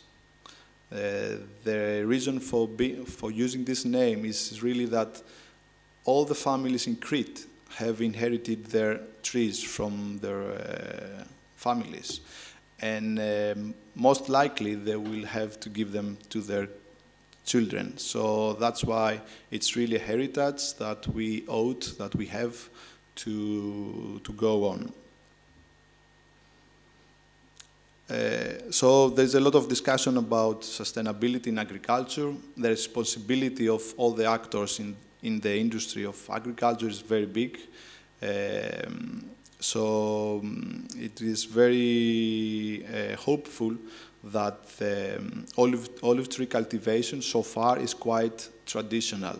So it has a low input of chemicals and low, I would say, industrialization. There has been many research, and the International Olive Council came to the result that the olive tree cultivation, if it's done correctly, so with no excessive use of chemicals, it actually has a positive effect on the carbon footprint. This is why the input you have, so the carbon dioxide that you produce, is less because the olive tree itself, it absorbs, it has the carbon sink effect. It absorbs a lot of carbon from the environment. So at the end, for 1 kilo of olive oil produced, we have absorbed 15 kilos of carbon dioxide. So it's something which really helps the environment. It's not like the super intensive cultivations in other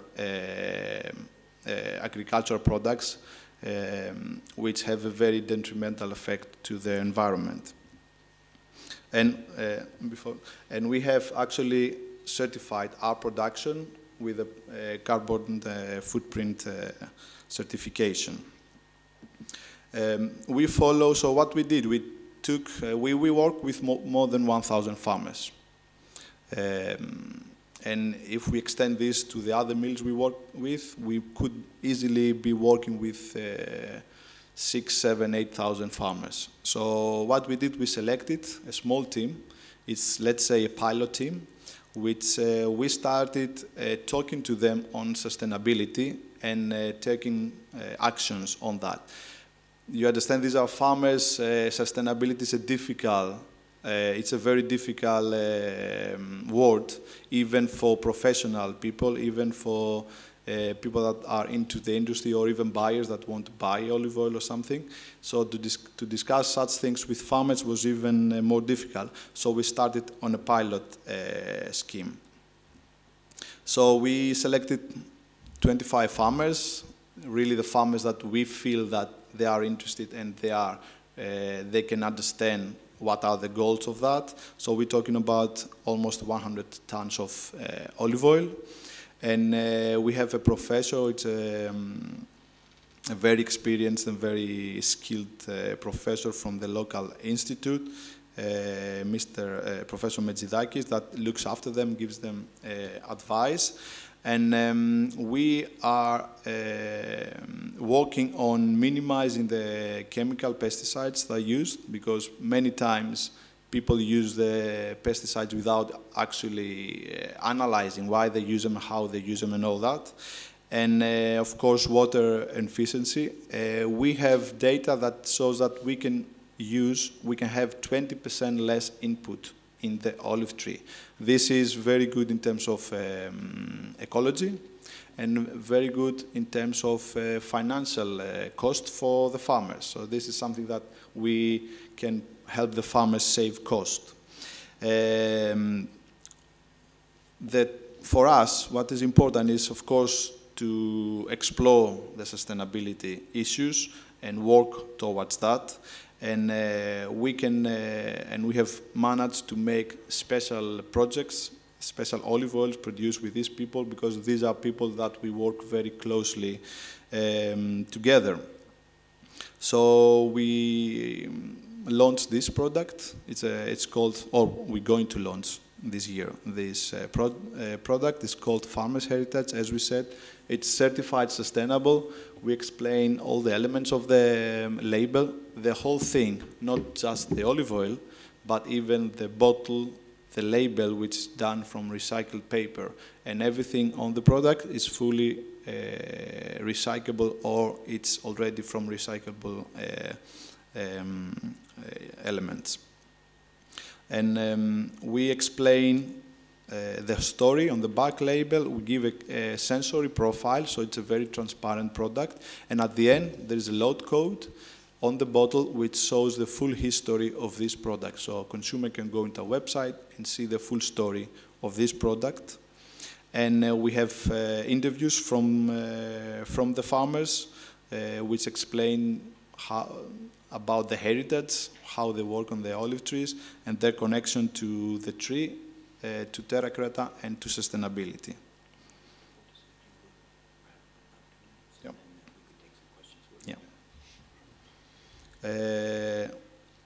So, as you're gonna see when you come, it's a very innovative company, not only sustainability, but also in terms of sharing information.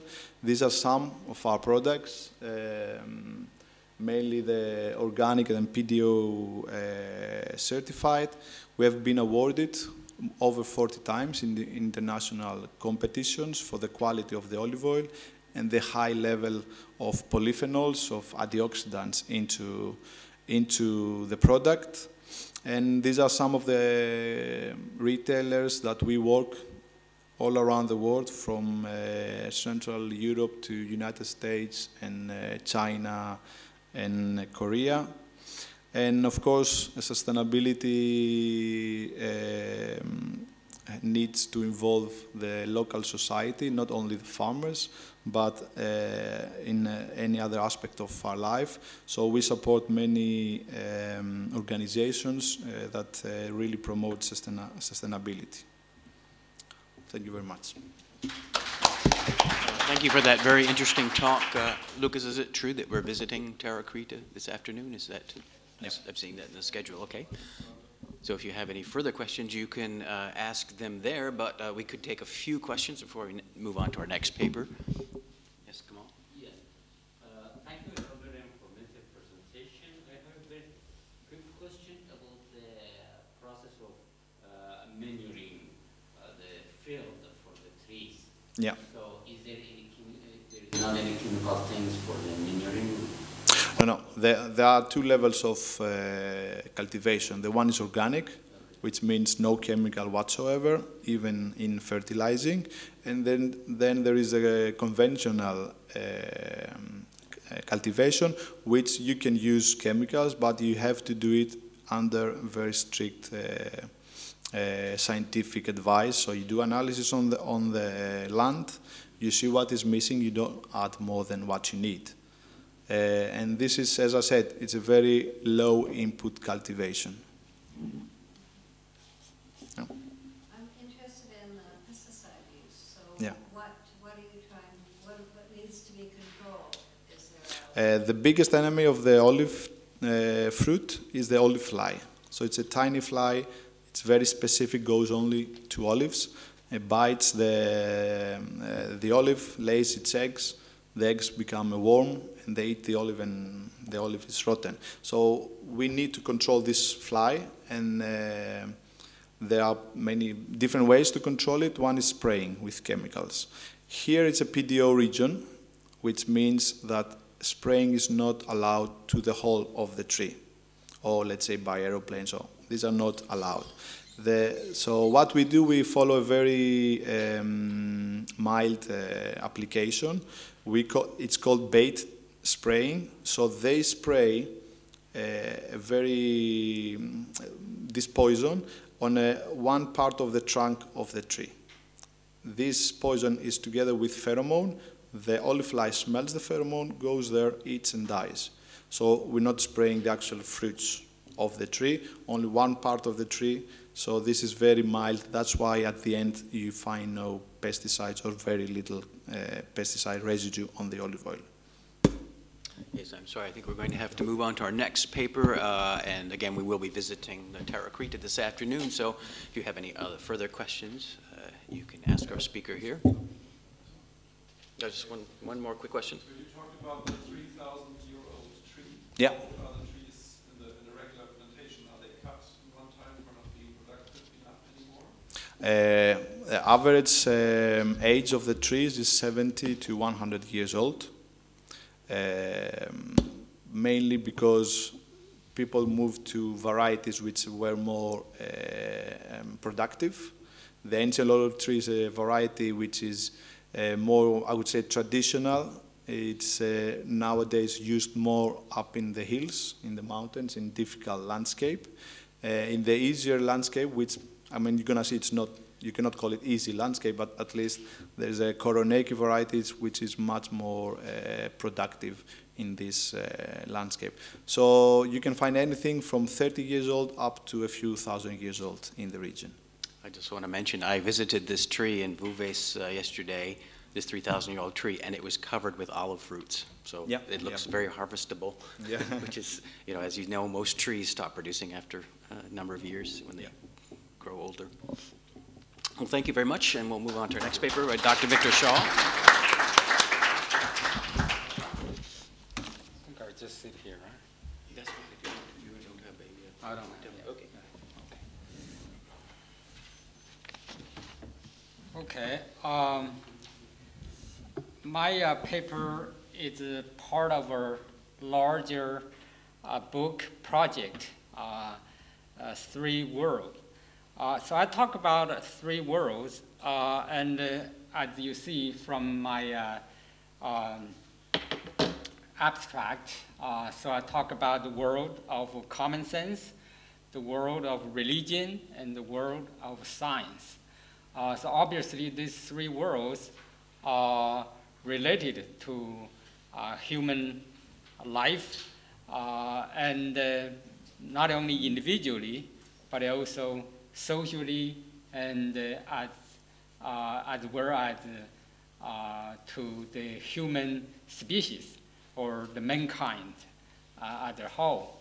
And so first let me talk a little bit about each one of the three worlds, and then of course how each world relates to the theme of this conference, which is environmental protection and sustainability. And so first, the world of common sense. And I think that's basically the world we see and through our five senses.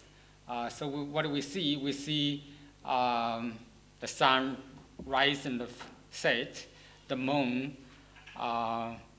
wax and wane, and the ground expands in all directions, and also feels like a flight. And then, of course, we have day and night.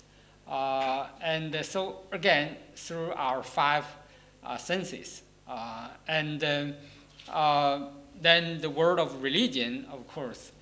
So we're talking about basically we live on the surface of the earth. So we live on the ground, and then we see up the heaven, and then we also have the hell, or if we do not do well, or we do something wrong, we could fall to the hell.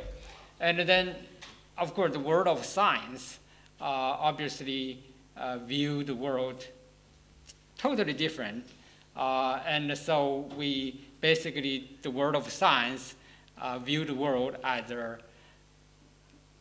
system, and as a system of mass and energy, and their kind of constant transformation. And so obviously we say the scientists would tell us we live on the face of the earth. The earth is a planet, and it revolves around the sun. And then there are other planets revolved around the sun as well. So then you have the solar system.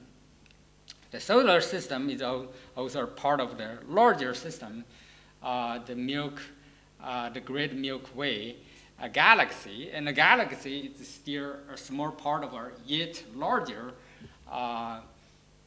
system of mass and energy. That's the universe. And so obviously the vision of world, or the version presented by common sense, or failed by common sense, presented by a religion, and then by science, they're different, you know. But obviously they converge to one thing, to human perception. Now, each one of the words, again, relate to individual life. In my book, I basically simply say we are born to common sense. So a little child, so when he or she grows up and he or she develops his or her 5 senses, then he sees the world as what I just said, the world of common sense. So we are born to common sense, and then we are reared in religion. So basically, as you grow up, and so depending upon what kind of family in which you grow up, and so you may be introduced to religion or different types of religion. We have 3 major world religions, so Christianity, Buddhism, or Islam. And then we are reared in religion, so basically by our parents or by our caretakers to see what kind of life we should live, and what we do may have some impact upon our afterlife, you know. So if we do well and do what is good, and then we may go to heaven, and if we do bad or we do things wrong, and then we may fall to the hell.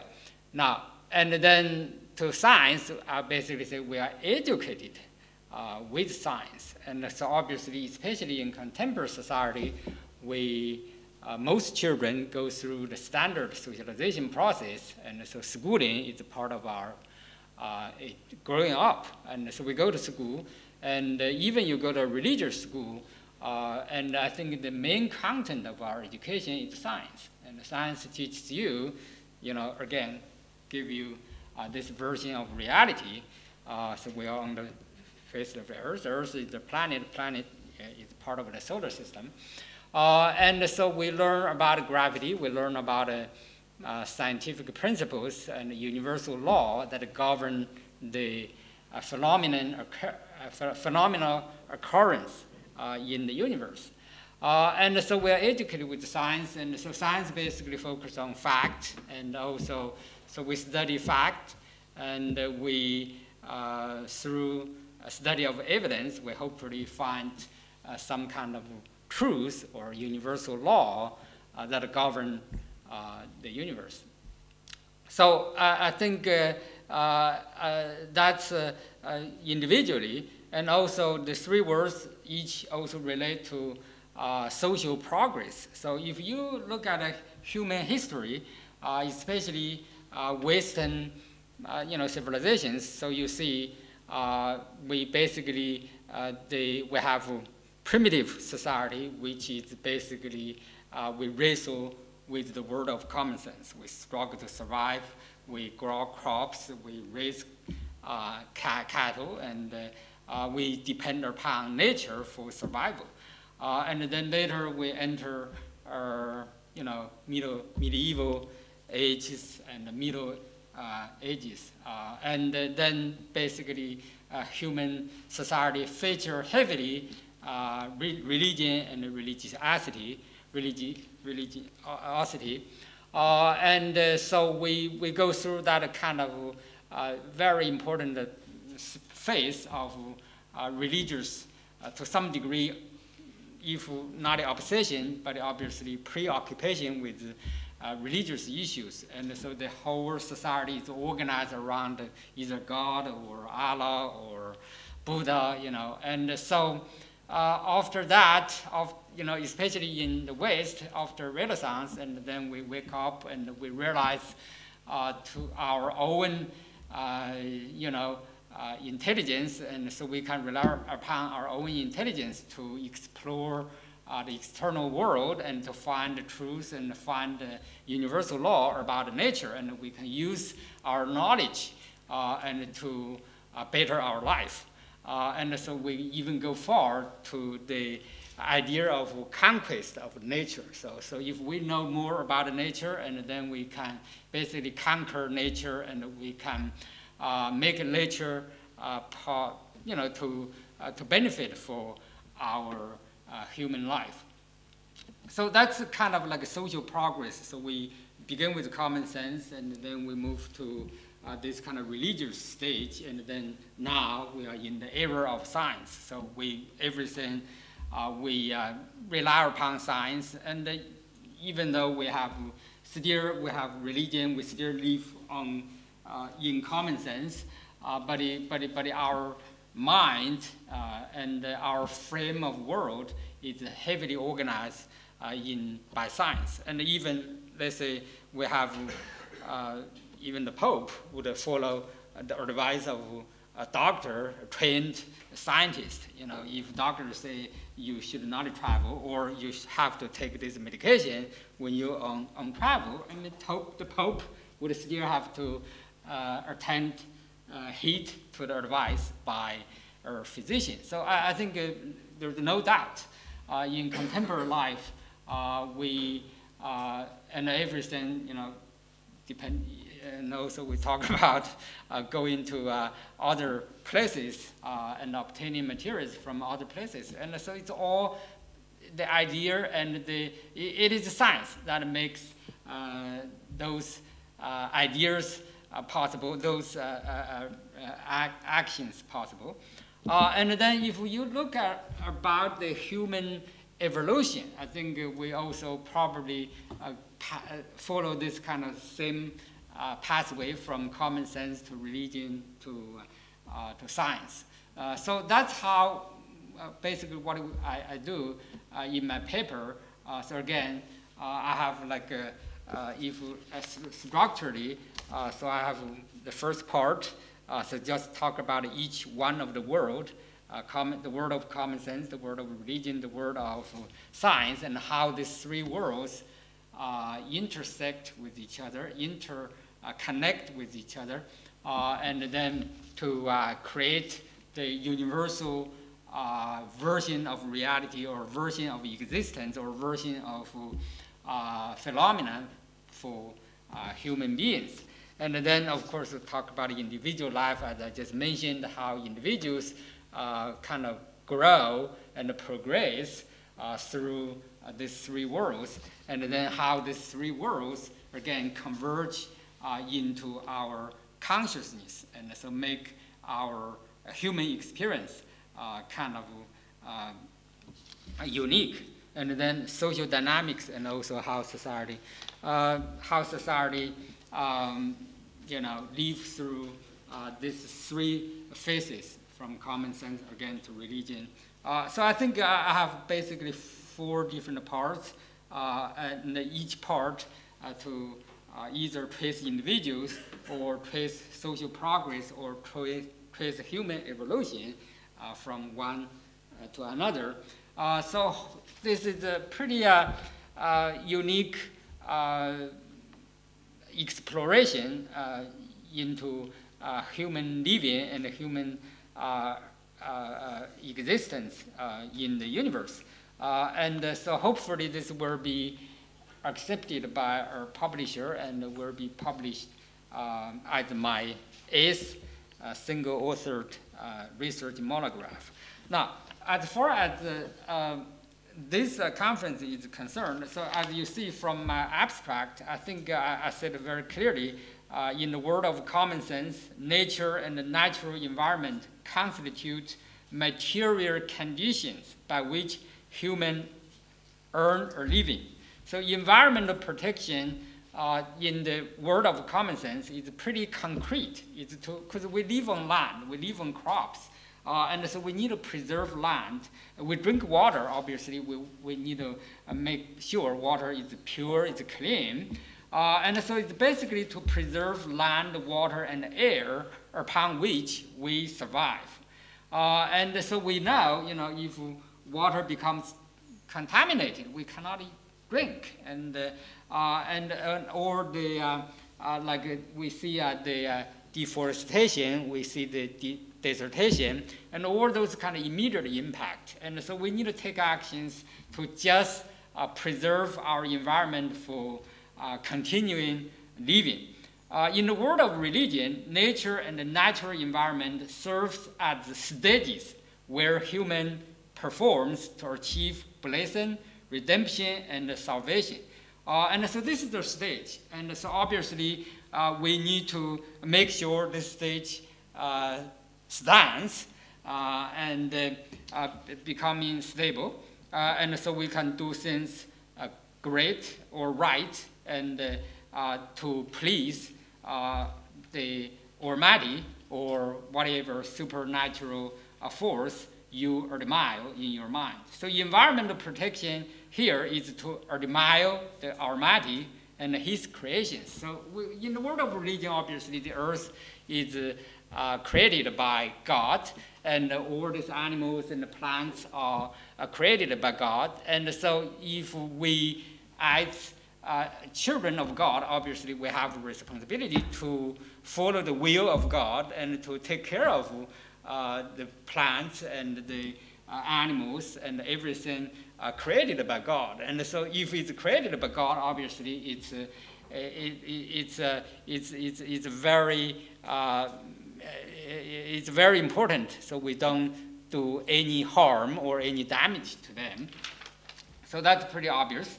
And in the world of science, nature and the natural environment exist as targets or objective facts against which humans set out to explore, study, and understand.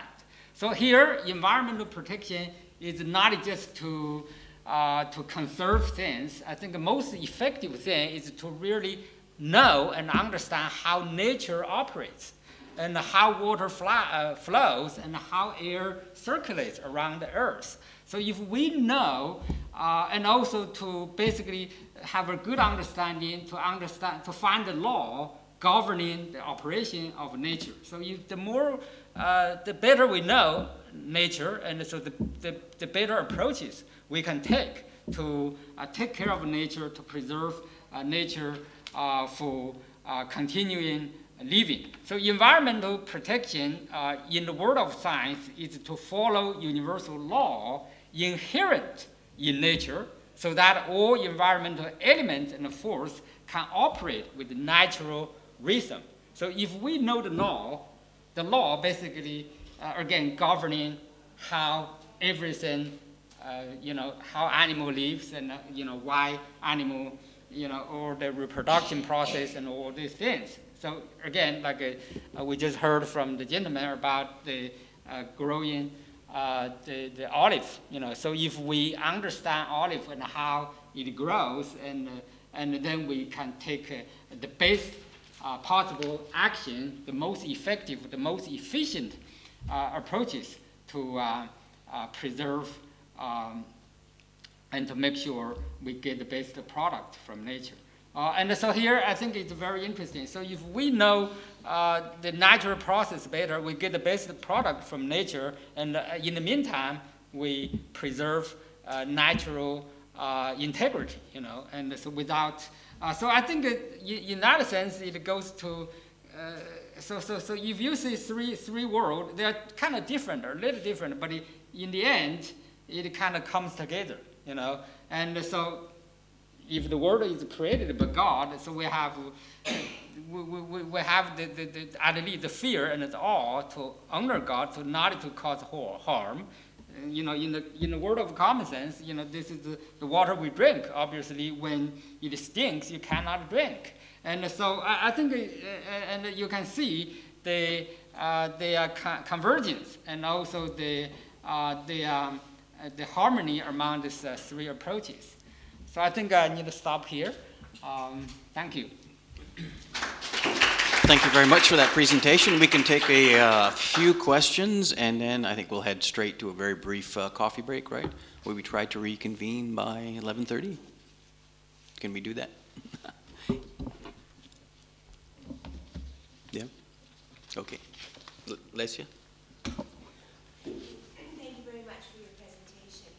You know, I was listening very carefully to that point where you said that the world is a stage for human salvation, correct? Mm-hmm. So scholars in religious peace building are concerned about that kind of language because you can infer from that language that it's very anthropocentric, very human-centered. So I would just like you to comment on that, because if it's very human-centered, what about the rights of all the animals and the plants when the focus is on the salvation of the human being? Yeah, I should say I use a secular language. I think I'm not a kind of religiously raised, so there might be some insensitivity on my part to choose a word. But when I say a stage, so basically it's just a place, you know, and where you may mention, you know, the rights of animals. I think we just, this is the place, or this is the stage where we, because in front of God, and we may be charged with the duty to do well, and to show our virtue, and to show our, and so that's why I say that's the stage where we perform. And we perform, we do things well, we do things right. But that also does not kind of exclude the fact we have to live in harmony with the animals, with the plants, to in our performance, you know, or to demonstrate our performance of ethical behavior. Yes, please go ahead. I'm multitasking here and setting up the next presentations. Please go ahead. Thank you for your presentation. You talk about three words. You see them at the same time, we have all of them, or one after the other. And then sometimes in the period of history, we work at the first word, and the second we move to the religious word, and now in the science word, do you believe in these? Or at the same time we have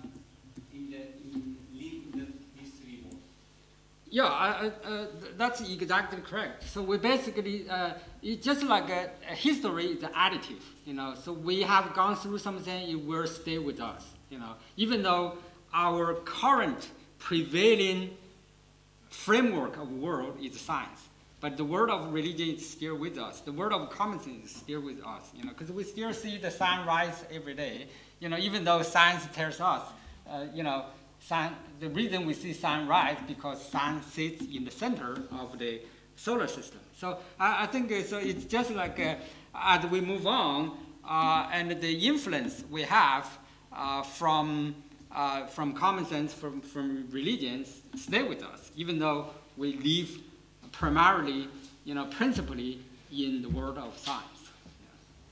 Do you believe that this is the world of science, just?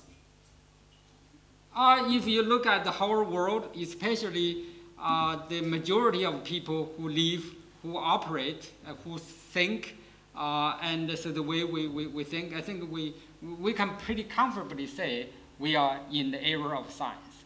And science is our prevailing version of reality about the world. Even though obviously there are people who are heavily religious, you know, so to them, you know, the world of religion is their final, the main world. Or there are still people who live in the primitive world, so like Eskimos, so they may live in some aboriginal people live in aboriginal societies. So obviously they don't know much about science, and so they only know, their immediate environment, which features primarily common sense. But I think, again, for the whole world, I think we are in the era of science, and the way we think, the way we act, is to a large degree determined by science.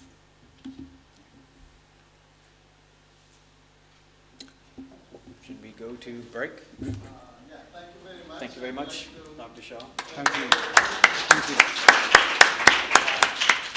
So we will make a coffee break for just 10 minutes, if you don't mind that, okay? Please, we try to catch up, because this afternoon we will have some visits, and that is very important to be on time. So please, after 10 minutes, please be here. So 11:40, 11:35.